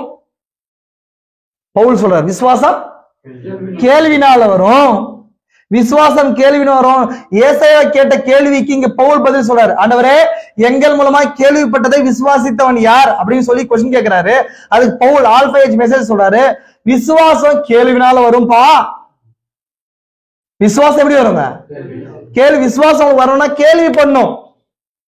அப்போ இங்க கேள்விப்படுறவங்க யாருன்ற அடுத்த கொஸ்டின் தான் வந்து இப்போ இங்க ஏசாயா சொல்றாரு. இப்ப இந்த அம்மா கேள்விப்பட்டாங்க, யாரோ ஒரு டீம் மூலமா கேள்விப்பட்டாங்க, விசுவாசம் வந்துச்சு. இப்ப போய் என்ன பண்றாங்க சொன்னா, அவர்கிட்ட போறாங்க. அவர்கிட்ட கிட்ட போக முடியாது. அந்த லா படி அவர் கிட்ட போக முடியாது. சட்டத்தின்படி என்ன பண்ண முடியாது? சட்டத்தின்படி கிட்ட போக முடியாது. இயேசு கிறிஸ்து கிட்ட போக முடியாது. ஏன்னா பெரும்பாடுள்ள ஸ்திரீ தொடும்போது அந்த இடம் என்ன ஆகுங்க? நியாயப்பிரமாணத்தின்படி ஒரு பெரும்பாடுள்ள ஸ்திரீ இருந்தா அவங்க தொடுறதெல்லாம் தீட்டாகும். குழந்தை பெற்ற ஸ்திரீ வந்து 60 நாள் 80 நாள், ஆண் குழந்தையா இருந்தா 80 நாள், பெண் குழந்தை இருந்தா சம்திங் தீட்டா இருப்பாங்க, நியாயப்பிரமாணம் சொல்லுது. அதே போல உதிரப்போக்கு இருக்கிற ஸ்திரீ தீட்டுப்பட்டவன், அவ தொடர பாத்திரம் தீட்டுப்பட்டு நியாயப்பிரமாணம் சொல்லுது இல்லைங்களா? நியாயப்பிரமாணத்தின்படி அவரை அந்த மாத்த என்ன பண்ண முடியாது? தொட முடியாது. தொட முடியாது. ஆனவரே வந்து என்ன பண்ணுங்க, இப்போ என்ன தொடுங்கன்னு சொல்ல முடியாது. அவர் வந்து தொட முடியாதுங்க பிரமாணத்தின்படி. ஆனா இந்த அம்மாவுக்கு ஒரு விஷயம் தெரியுமா? அவரே ஏன் கேட்கணும்? சட்டத்தின்படி நான் அவர்கிட்ட போக முடியாது. நான் தொடலாம் இல்ல, நான் என்ன பண்ணலாம்? நான் தொடலாம். அந்த அம்மா எங்க போய் தொட்டாங்களா தெரியுங்களா? நீங்க வசனத்தை வாசிச்சு பாருங்க. வஸ்திரத்தின் ஓரத்தை தொட்டாங்களா? ஒரு யூதர்கள் என்ன பண்ணுவாங்க சொன்னா, வஸ்திரத்தை போடுவாங்க. வஸ்திரத்தின் ஓரத்துல வந்து நியாய பிரமாணப்படி தொங்கல்களை உண்டு பண்ணுன்னு சொல்றாரு தேவன். நியாய பிரமாணத்தின்படி வாசிச்சிருக்கீங்களா? ஒரு யூதன் ட்ரெஸ் போடும்போது ஓரத்துல தொங்கல்கள், தொங்கல்கள்னா என்னங்க? ஹேங்கிங்ஸ் கிடையாது. நீங்க இது பண்றீங்களா, குஞ்ச் இல்லைங்களா? மணிகளை உண்டு பண்ண அப்படின்றாரு. ஒரு மணியோ நியாயப்பிரமாணத்தின்படி ஆசாரி மணியோ மாதுளை பழமும் வச்சிருப்பான் சத்தம் வர்றதுக்கு. ஒரு யூதன் என்ன பண்ணுவான்னு சொன்னா, யூதனும் கூட நீல நிறமும் ஒயிட் நிறமும் மிக்ஸ் பண்ண என்ன பண்ணிருப்பான், அந்த ட்ரெஸ் வந்து மேல இருந்து நெய்யப்பட்ட ட்ரெஸ் ஓரத்துல அந்த தொங்கல் இருக்கும். வஸ்திரத்தின் ஓரத்துல தொங்கல் இருக்கும். அது ஏன் அவரு அப்படி செய்ய சொல்றாங்க அப்படின்னு சொன்னா, அந்த தொங்கலுக்கு பின்பதாக நியாயப்பிரமாண சட்டத்துல நினைப்பூட்டுதலாம். அது என்ன இருக்குது? நியாயப்பிரமாண சட்டங்கள் எத்தனை சட்டம் இருக்கு தெரியுமா உங்களுக்கு? 613 சட்டங்கள் இருக்கு. 613 சட்டம் இருக்குது. அந்த சட்டம் நியாயப்பிரமாண சட்டம் பாகம் இருக்கு இல்லையா? சட்டத்தின் பாகம் இருக்கு இல்லையா? அதுக்கு ஒரு வல்லமை இருக்குதா இல்லையா? அந்த சட்டத்தின் பாகம் இருக்குது. இப்ப அவரு சட்டத்தை போட்டு இருக்கிறாரு. இப்ப இந்த பெண்மணி போய் எதை தொட்டாங்களா சொன்னா, அந்த பாகத்தை தொட்டாங்களா? போயிட்டு எதை தொட்டாங்களா? எதுங்க? நியாய பிரமாணத்துல இந்த அம்மாவுக்கு எழுதப்பட்ட ஒரு பாகம் ஒண்ணு இருக்கு தெரியுமா? எந்த பாகங்க? இந்த ஒரு அந்த உதிரப்போக்கு இருக்கிற ஸ்திரீயை குறிச்சு ஒரு பிரமாணம் இருக்குது. உதிரப்போக்கு ஸ்திரீயை குறிச்சு பிரமாணம் இருக்குது. இப்போ அது நியாய பிரமாணம் போடுற ட்ரெஸ்ல கீழே வந்து தொங்கல்கள் இருக்கு. அந்த தொங்கலுடைய ஓரத்தை போய் இந்த மாதிரி என்ன பண்றாங்க, நீங்க படிச்சு பாருங்க. அது ஓரத்தை தொட்டாங்களா? அந்த ஓரத்துல என்ன இருக்குது? தேவோட வார்த்தை அப்படின்ற அந்த பாகம் இருக்குது. அந்த வார்த்தையை தொடுறாங்க. தொடும்போது வல்லமை வெளிப்படுது. வல்லமை வெளிப்படும் போது இவர்கிட்ட ஸ்ட்ரென்த் போயிடுச்சு. பாக்கெட்ல இருந்து பணத்தை அடிச்சுட்டாங்க. இந்த அம்மா பாக்கெட்ல இருந்து பணத்தை என்ன பண்ணிட்டாங்க? சிஸ்டர், ஏன்னா இவங்களுக்கு வேணும். 12 வருஷம் இருக்கிற பெரும்பாடு இந்த அம்மாவுக்கு என்ன பண்ணுங்க? சுகமாகணும். இப்போ எவ்வளவு பணத்தை எடுத்தாங்க இவங்க? எவ்வளவு பணத்தை எடுத்தாங்க? தலைவலி போற பணம் கிடையாது, கால் வலி போற பணம் கிடையாது. 12 வருஷம் என்னென்னலாம் அந்த சரத்துல அனுபவிச்சாங்களோ அந்த வியாதியை அது ஈடு கட்டுறதுக்கு ஏவான வல்லமையை இவங்க எடுத்துக்கின்னு இவங்களுக்குள்ள இருக்கிற எல்லா வியாதியும் அவங்க கொடுத்தாங்க. 12 வருஷம் அந்த சரத்துல என்னென்ன அனுபவிச்சாங்களோ, எவ்வளவு வேதனை அனுபவிச்சாங்களோ, அவர் தாமே அவருடைய தழும்புகளால சுகமாகிறோம். அவர் தாமே என்ன பண்ணாரு? நம்முடைய தழும்புகளை நம்ம செய்த குற்றங்களுக்காக பாவங்களுக்காக என்ன பண்ணாரு? எல்லாத்தையும் சுமந்தார். எப்படி சுமந்தாருன்னு சொன்னா, அந்த சரீரத்துல அவர்கிட்ட ஒரு வல்லமை இருந்துச்சு. ஆல்ரெடி உயிர்ப்பிக்கிற வல்லமை இருந்துச்சு இல்லையா? எவருடைய வீட்டுக்கு போறதுக்கு அவ்வளவு ஃபுல் பவரோட என்ன பண்றாரு இப்ப அவரு போயிட்டு இருக்கிறாரு. நடுவுல யாரும் தடுத்து நிக்க வைக்க முடியாது. இந்த மாதிரி தடுத்து தான் நிக்க வைக்க முடியாது. நான் என்ன பண்றேன், டக்குன்னு எடுத்துக்கிறேன் நானு. அதுதான் சபைக்கு அடையாளமா இருக்குது. வல்லமை எந்த மாதிரி என்ன பண்ணாங்க இப்போ எடுத்துக்கிறாங்க. பேர் இங்க சொல்றாங்க, திருத்தர் சொல்றாரு, என்ன சொல்றாருன்னா, ஒரு வித்தியாசமான தொடர்லாம் இருந்துச்சு. 100 பேர் பின்னாடி இருக்கிறாங்க. எல்லாம் சொல்றாங்க, பேதுருவை பார்த்து இயேசு கிறிஸ்து சொல்றாரு, ஆண்டவரே என்ன ஆண்டவரே இப்படி இருக்கிறீங்க, எல்லாருமே பின்னாடி என்ன பண்றோம்ல தொடுறோம், ஆனா இப்படி கேக்குறீங்களே என்னும் போது சொல்றாரு, இல்ல நான் பலவீனம் அடைந்ததே பகுத்தறிய முடிகிறது. அப்படின்னா இயேசு கிறிஸ்து முன்னாடி ஒரு அடி எடுத்து வைக்க முடியலையா? கவனிங்க நல்லா. இப்ப நீங்க நடக்கிறதுக்கு உங்களுக்கு என்ன வேணுங்க, என்னங்க, நடக்கிறது கூட பலன் இல்லை இப்ப இவருக்கு. ஏன்னா முழு வல்லமையும் இவங்க எடுத்துக்கிறாங்க, முழு வல்லமையும் அவரோட சரத்துல. இப்போ ஒரு சில நேரத்துல நான் லாஸ்ட் வீக் 2 வாரத்துக்கு முன்னாடி உடம்பு சரியில்லாம இருந்துச்சு, நிக்கிறது கூட முடியல என்னால. என்ன முடியல? நான் யோசிச்சு என்ன இப்படி இருக்குது, நம்ம இப்படி வீக் ஆயிட்டோம்னு சொல்லிட்டு. அப்போ ஒரு மனுஷன் எழுந்து நிக்கிறதுக்கு என்ன பண்ணோம், ஒரு வல்லமை தேவைப்படுது உடம்புல, இல்லைங்களா? பேசுறதுக்கு ஒரு சில பேச மாட்டான், பேசுறதுக்கு கூட வல்லமை தேவைப்படுது. அந்த மாதிரி இயேசு கிறிஸ்து அவ்வளவு ஸ்ட்ரென்த்தா போனவரு, நீ அடுத்த ஸ்டெப் எடுத்து வைக்கிறதுக்கு என்ன முடியல. என்ன காரணம்? எல்லாம் எடுத்துட்டாங்க. இப்போ வல்லமை இப்ப என்ன போச்சு, கேட்கறது கிடையாது, எடுத்துக்கிறது இங்க. இப்போ எப்போ மனுஷகுமாரன் அவர் வெளிப்பட்டாரோ அப்போ, எந்த நேரத்துல மனுஷகுமாரன் மாம்சத்துல வெளிப்பட்ட நேரத்துல, எதுக்கு அவ்வளவு வல்லமை உங்களுக்கு தேவைப்படுதுங்க. யாருக்கு தேவைப்படுது? இந்த ஸ்திரீக்கு, சபைக்கு அது தேவைப்படுது. ஏன்னா அந்த அம்மாவுக்கு ஒரு விஷயம் தெரியும், அந்த வல்லமையுடைய சட்டம் தெரியும். வல்லமை எப்படி கிரியதை செய்துன்ற சட்டம் தெரியும். பாருங்க, அடுத்து சொல்ற, அந்த ஸ்திரியை கண்டார், எங்கேயோ விசுவாசம் இருந்தது. பாருங்க, பலம் என்னை விட்டு போயிட்டு வெளியே சென்றதுன்றார். என் பலம், என் ஸ்ட்ரென்த் இருக்கு இல்லையா, நான் என்னால இவ்வளவு ஸ்ட்ரென்த், அந்த ஸ்ட்ரென்த்தே இல்லாம வீக் ஆகி போச்சு. என் ஸ்ட்ரென்த் என்ன பண்றேன் நானு, எங்கேயோ விட்டு, அப்படின்னா என் ஸ்ட்ரென்த்தை எடுக்கக்கூடிய அளவுக்கு விசுவாசம் ஏதோ ஒரு இடத்துல வந்து என்ன பண்ணுச்சு, அந்த ஸ்ட்ரென்த்தை எடுத்துன்னு போயிடுச்சு, அவருக்கே தெரியாம. மீன்ஸ் ஒரு வகையில சொல்லும்போது தெரியும், தேவன் எல்லாம் அறிந்தவர். ஆனா வித்தவுட் பர்மிஷன் என்ன பண்ணுது, மாம்ச ரீதியா வித்தவுட் பர்மிஷன்ல வந்து எடுத்துக்குது.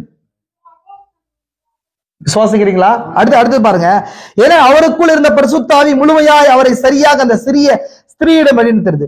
அவள் கொண்டிருந்த பெரும்பாடு உன்னுடைய விசுவாசம் இப்பொழுது உன்னை ஸ்வஸ்தப்படுத்தவில்லை, இல்லை, உன்னிடம் செய்வதற்கு என்னிடம் ஒன்றுமில்லை, ஆனால் உன்னுடைய விசுவாசமே நான் பிரதிநிதித்துவம் செய்கிற தேவனுக்குள்ளான ஒரு விசுவாசம் என்னை ரட்சித்தது என்றார். இப்போ தேவன்கிட்ட போகணும்னு சொன்னா ஒரு சிபாரிசு தேவை, அதை பிரதிநிதித்துவம்ன்றது. தேவன்கிட்ட நம்ம போகணும், ஏதாவது பெற்றுக்கொள்ளணும்னா ஒரு சிபாரிசு வேணும். சிபாரிசுனா தெரியுமா? ரெக்கமெண்ட், ரெப்ரசன்டேட்டிவ், அதான் பிரதிநிதித்துவம். புரியுதுங்களா உங்களுக்கு? அந்த பிரதிநிதித்துவம் என்ன இருக்குன்னா விசுவாசமா இருக்குது. அந்த பெண்ணை டைரக்டா என்ன பண்ண முடியாது, இயேசு கிறிஸ்து வர முடியாது. அந்த பெண்மணி லா படி, சட்டத்தின்படி வர முடியாது.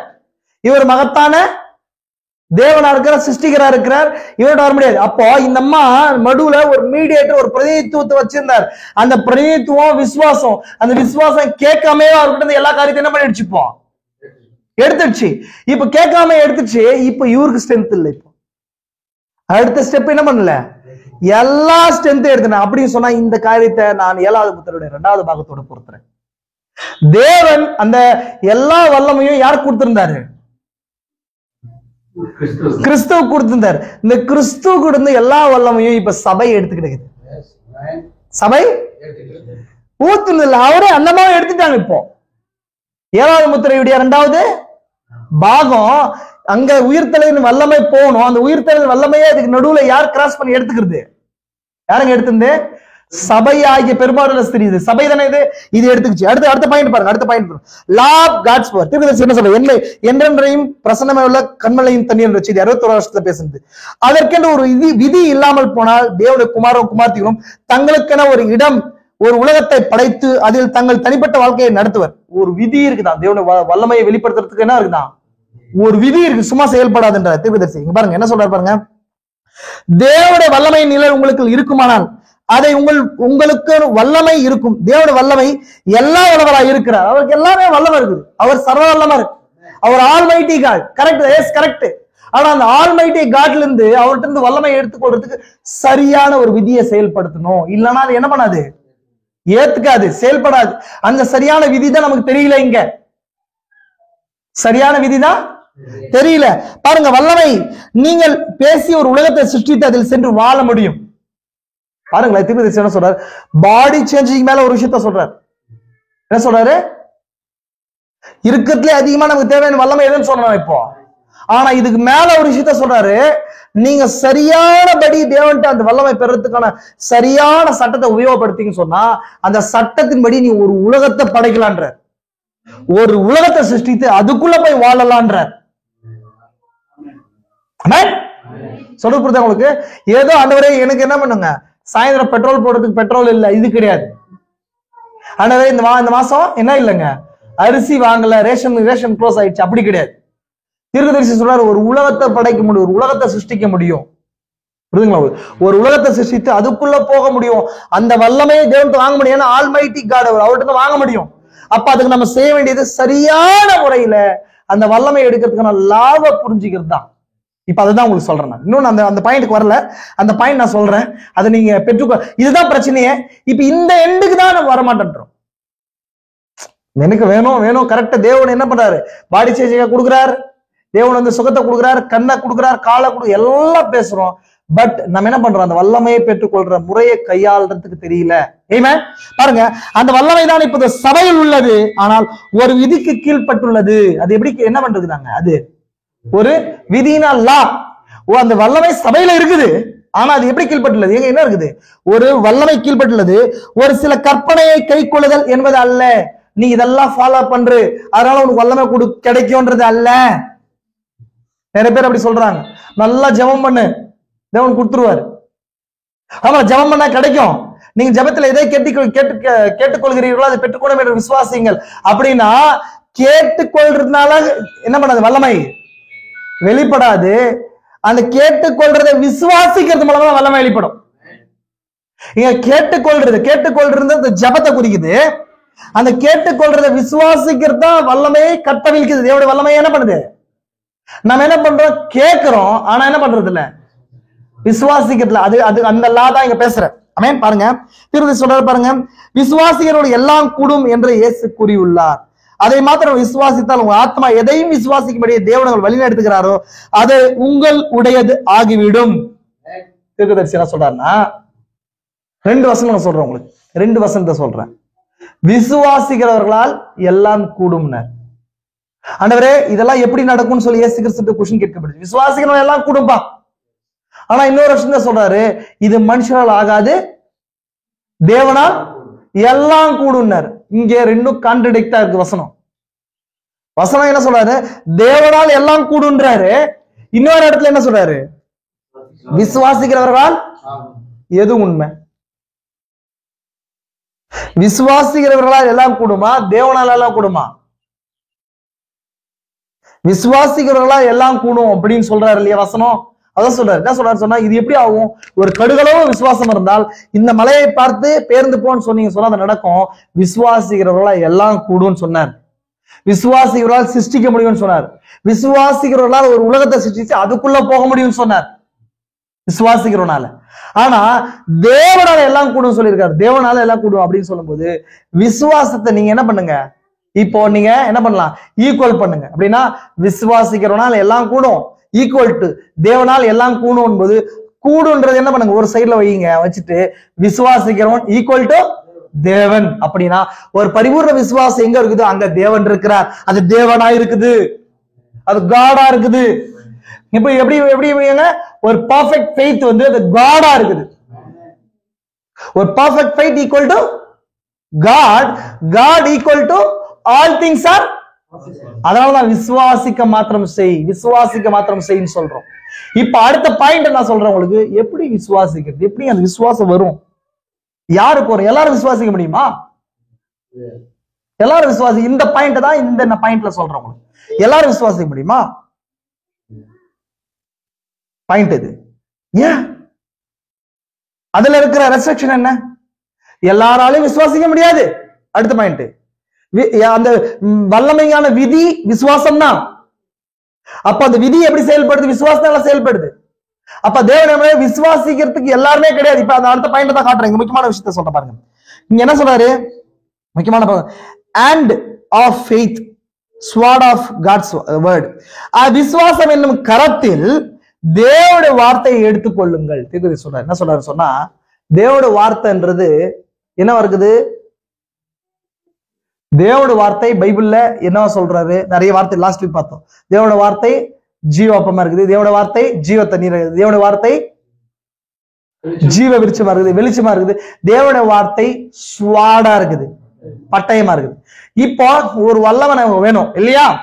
இப்போ எப்பொழுதுமே வலது கரம் எப்பொழுதுமே தீர்க்கதரிசி சொல்றாரு, விசுவாசம் உங்களுடைய வலது கரமா இருக்குது. கரெக்டுங்களா? விசுவாசம் தசைகள் அடங்கிய கரமா இருக்குது. இப்போ நீங்க அந்த பட்டயம் அப்படியே இருந்துச்சுன்னா, லாஸ்ட் வீக் சொன்ன அதே பாயிண்ட் சொன்ன, அந்த பட்டயம் அப்படியே இருந்துச்சுன்னு சொன்னா அதனால எந்த உபயோகமும் இல்ல. அந்த பட்டயத்தை உபயோகிக்கக்கூடிய ஒரு விசுவாச கரம் வேணும்ன்றார் இல்லையா? இப்ப என்ன பண்ணணும் சொன்னா, விசுவாசத்தை கொண்டு இப்ப அந்த லாதா சொல்றேன், உங்களுக்கு என்ன தேவைப்படணும்? வல்லமை தேவைப்படுது. தேவன்ட்டு வல்லமை கரம். ஆனா அந்த வல்லமை தேவைப்படுது. வெறும் கையினால வல்லமை வராது, வெறும் விசுவாசத்தினால என்ன வராது? வல்லமை வராது. அந்த அந்த கரத்தை உபயோகப்படுத்துறதுக்கு கரத்துக்குள்ள என்ன தேவைப்படுது? நீங்க ஒரு மரத்துல ஏதோ ஒரு காரியத்தை வெட்டணும், அப்படியே வெறும் கையை கொண்டு என்ன பண்ண முடியாது? வெட்ட முடியாது. உங்களுக்கு வெட்டுறதுக்கு என்ன தேவைப்படுது? என்ன வேணுங்க? பட்டயம் தேவைப்படுது. இந்த பட்டயத்தை உபயோகப்படுத்துறதுக்கு கரம் தேவைப்படுது. இது வெட்டும் போதுதான், நீ இது ரெண்டுத்தையும் சேர்த்து நீ ஹேண்டில் பண்ணும் போதுதான் அதுல இருந்து ஒரு வல்லமை வெளிப்பட்டு உங்களுக்கு தேவையான காரியத்தை வெட்ட முடியும். அதான் இங்க சொல்றது. விசுவாசம் என்னும் கரத்தில் தேவனுடைய வார்த்தை என்னும் பட்டயத்தை எடுத்துக்கொள்ளுங்கள். இந்த ரெண்டும் ஒண்ணு சேரும் போதுதான் அந்த இடத்துலதான் என்ன வருவாங்க? வல்லமை வெளிப்படும். உன் எதிரி இருக்கிறான், எதிரியை ஜெயிக்கணும், பட்டயம் இங்க தனியா இருக்குது, இல்ல வெறும் கை இருக்குது, நீங்க போய் ரெண்டும் தனித்தனியா இருக்கும் போது அது என்ன பண்ண முடியாது? உங்களால ஜெயிக்க முடியாது, வல்லமை வெளிப்படாது. நீங்க என்ன பண்ணணும்னு சொன்னா, உங்களுடைய கை பலமுள்ளதா இருக்கணும். அப்படின்னா உங்க விசுவாசம் பலமுள்ளதா இருக்கணும். அண்ட் தென் அதை வச்சு இந்த நாள் உங்களுக்கு கொடுக்கப்பட்ட பட்டயத்தை உரையிலிருந்து எடுக்கணும். உருவின பட்டயம் இல்லைங்களா? நீங்க யோசுவா புஸ்தகத்துல பாத்தீங்க சொன்னா, யோசுவா என்ன பண்ணாரு? தேசத்தை நோக்கி நிற்கும் போது உருவின பட்டயத்தை கொண்டு ஒரு தூதன் நிற்பார். உருவின பட்டயம் எதுக்கு அடையாளமா இருக்குது தெரியுமா உங்களுக்கு? பட்டயம்னா என்னங்க? பட்டயம் உரைக்குள்ள இருக்குதுன்னா என்ன அர்த்தம்? வெளிப்படுத்தாத வார்த்தை. உள்ள இருந்துச்சுன்னு சொன்னா அது என்னவா இருக்குன்னு சொல்லி தெரியல. அந்த உருவின பட்டயம் உரைன்ற தேவடைய சிந்தையா இருக்குது. உரை பகுதி தேவடைய சிந்தையா இருக்குது. தேவடைய சிந்தைக்குள்ள ஒரு வார்த்தை இருந்துச்சு, ஒரு பட்டயம் இருந்துச்சு. அந்த பட்டயம் என்ன இருக்குன்னு சொன்னா உரைந்து வெளியே வந்திருக்குது. வெளியே பலமுள்ள தூதனால நமக்கு கொடுக்கப்பட்டிருக்கு. அது 7 seals ரெவலேஷனா இருக்குது. அதனாலதான் தீர்வு சொல்றாரு, அந்த 7 seals ரெவலேஷன் 7 thunders தான் நமக்கு எதை கொண்டு வரும் சொன்னா, பாடி சேஞ்சிங் பவரை கொண்டு வரும். எதை கொண்டு வருது? பாடி சேஞ்சிங் விசுவாசம் வரும். அந்த விசுவாசம் வல்லமையை கொண்டு வரும். புரிஞ்சா இல்லைங்களா உங்களுக்கு? அதனால சபையினோட தீர்க்கதரிசிக்கு அப்பா உள்ள கிடையாது, தண்ணீர் வர கிடையாது, வெளிச்சம் வரக்க கிடையாது. மாறாக தீர்க்கதரிசிக்கு சாபினோல என்ன விழுந்துச்சு அவர் கரத்துல? அப்ப தேவனோட வார்த்தை இந்த காலத்துல அப்பமாவோ தண்ணீராவோ அவருக்கு இல்லாம பட்டயமா விழுது. பட்டயம் எப்பொழுதுமே ஒரு வல்லமையை என்ன பண்ணுது? ப்ரொடியூஸ் பண்ணி வெளியே கொண்டு வருது. இப்பதான் தீர்க்கதரிசி சொல்றாரு, என்ன சொல்றாரு பாருங்க. உங்களுக்கு கர்த்தராகிய இயேசு கிறிஸ்து நாமத்தில் ஞானஸ்நானம் தேவையா? இது கீழே முக்கியமான விஷயம். உங்களுக்கு சுகம் தேவையா? பரிசுத்த ஆவியானவர் தாமே வல்லமையாக்கப்பட்ட வார்த்தை தாமே இங்கு இருக்கிறார். பகுத்தறிதலின் வல்லமை கூட்டத்தில் பார்த்து கொண்டிருக்கும் போது ஒளி ஜொலித்து கொண்டு சுழன்று கொண்டிருக்கிறது. இந்த கீழே பாருங்க என்ன சொல்ற தீர்க்கதரிசின்னு சொன்னா, உங்களுடைய வலது கரத்தினால அந்த பட்டயத்தை தொடாம நம்ம என்ன பண்றோம்னு சொன்னா வல்லமையை எதிர்பார்க்கிறோம். எப்படி எதிர்பார்க்கிறோம்? பட்டயத்தை தொடாம வல்லமை எதிர்பார்க்கிறோம். அது வரைக்கும் என்ன பண்ணாது? அது கிரியை செய்யாது. தீர்க்கதரிசி ஒரு முறை நீங்க ஆல்டர் கால் படிச்சு பாருங்க. ஆல்டர் கால் போது தீர்க்கதரிசி கடைசியா மீட்டிங் எல்லாம் முடிச்சு எல்லாருக்கும் இது நடத்துறாரு இல்லையா, சுகாலிக்கும் கூட்டத்தை நடக்கும்போது ஒரு முறை சொல்லும் போது தீர்க்கதரிசி என்ன சொல்வாரு? வெறும் வார்த்தையே பேசுவார். சொல்றாரா? என்ன வந்து ஒரு நாள் வந்து 12 வருஷம் பெரும்பாலும் ஸ்திரீ இருந்தா, அந்த ஸ்திரீ அவர் தொடும்போது சுகம் வெளிப்படுச்சு. அவர் மார்க் 16 விசுவாசிக்கிறாயா விசுவாசிக்கிறான்னு சொல்லி அந்த வார்த்தையை கொண்டு வந்து விசுவாசத்தை கொண்டு வருவார். வார்த்தையை எடுத்து வெளிப்படுத்துவார், விசுவாசத்தை கொண்டு வருவார். இன்னொரு காரியத்தை உங்களுக்கு சொல்றேன், யோவான் 16 அதிகாரம். யோவான் 16 அதிகாரத்துல இயேசு கிறிஸ்து தாபர் மலையில இருந்து இறங்கி வருவார். சீஷர்களை கூட்டு இறங்கி வருவார். சீஷர்களை கூட்டு இறங்கி வருவார். இப்ப அடுத்தது விசுவாச காரியத்துக்குள்ள போறேன். என்ன காரணம் வெளிப்படுதுன்னு சொன்னா, ஜனங்கள் என்னை யார் என்று சொல்லுகிறார்கள் கொஸ்டின் கேட்பார். இது எல்லாருக்கும் நமக்கு தெரியும். சீஷர்கள் பார்த்து என்ன பண்றாருங்க, ஜனங்கள் என்னை யார் என்று சொல்லுகிறார்கள் அப்படின்னும் போது அங்க ஒரு ஆன்சர் வரும். சிலர் மோசே என்றும், சிலர் எலியா என்றும், சிலர் எரேமியா தீர்க்கதரிசிகள் யார் என்றும் ஒருவர் என்று சொல்லுகிறார்கள் அப்படின்றாங்க. அப்படின்னா இயேசு கிறிஸ்து என்னவா இருக்கிறார் அப்படின்றது ஒரு காலத்திலயும் ஒரு வெளிப்படுத்தலும் கேட்கப்பட்ட கேள்வியா இருந்துச்சு. கரெக்டுங்களா? இயேசு கிறிஸ்து நீ போய் அண்ணா காய்ஃபா கிட்ட கேட்டீங்க சொன்னா இயேசு கிறிஸ்து யாரா இருக்கிறார், இயேசு யாரா இருந்தாருன்னு சொன்னா என்ன கேட்பேன், என்னன்னு சொல்லுவாங்க? பதில் சொல்லுங்க. இயேசு கிறிஸ்து யாருன்னா என்ன சொல்லுவாங்க? அண்ணா காய்ஃபா என்ன சொன்னாங்க இயேசு கிறிஸ்துவ? பெயல்செபூல் அப்படின்னாரா? பெயல்செபூல்னு சொன்ன என்ன அர்த்தம்? பிசாசுடைய தலைவன் அர்த்தம். இயேசு கிறிஸ்து அவங்களுக்கு என்னவா தெரிகிறாருன்னு சொன்னா பிசாசுடைய தலைவனா தெரிகிறார். இதே கலிலே நாட்டுல இருக்கிற அவங்க வீட்டு பக்கத்துல இருக்கிறவங்க கிட்ட கேட்டா இவர் இயேசு கிறிஸ்து யாருன்னு கேட்டா என்ன சொல்லுவாங்க? கார்பெண்டர், எங்க வீட்டுல இருக்கிற டேபிள் சேர்ல அந்த பையன் தான் பண்ணி கொடுத்தது அப்படின்வாங்க இல்லைங்களா? இப்ப அதே வந்து யூதேயாவுல இருக்கிற ஒரு கூட்டத்தை கேட்டா அவன் கலிலேயா நாட்டுக்காரன், ஸ்லம் ஏரியால இருந்த வேத அறிவு அவனுக்கு ஒண்ணுமே கிடையாது. இதே நிக்கதோமு போன்ற இன்னும் கொஞ்சம் நேர்கமான நபர்கிட்ட கேட்டா அவரு தீர்க்கதரிசியா இருப்பாரு. ஒரு தீர்க்கதரிசி அவரு தீர்க்கதரிசி. ஏன்னா கொஞ்சம் நெருங்குது, ரிலேஷன்ஷிப் நெருங்குது. இது மாதிரி 12 பேர் வந்தாச்சு. தீர்க்கதரிசி தன்னுடைய இயேசு கிறிஸ்து தான் யாருன்றத அவரு ஒருத்தருக்கு ஒரு மாதிரி வெளிப்படுத்தினே வர்றாரு. கரெக்டுங்களா? தேவன் யாருன்றத என்ன பண்றாரு? எல்லாருக்குமே தன்னை வெளிப்படுத்தல. காய்ஃபாக்கு என்னவா இருந்தாரு? பெயல்செபூலா தெரியுறாரு. கலிலே அவர் வீட்டு பக்கத்துல இருக்கிறவங்களுக்கு என்னவா தெரியுறாரு? கார்பெண்டரா இருக்கிறாரு. பக்கத்துல இன்னும் ஒரு சில டீமுக்கு எரேமியா தீர்க்கதரிசிகள் இது மாதிரி ஒருத்தர் ஒரு மாதிரி தெரியுறாரு.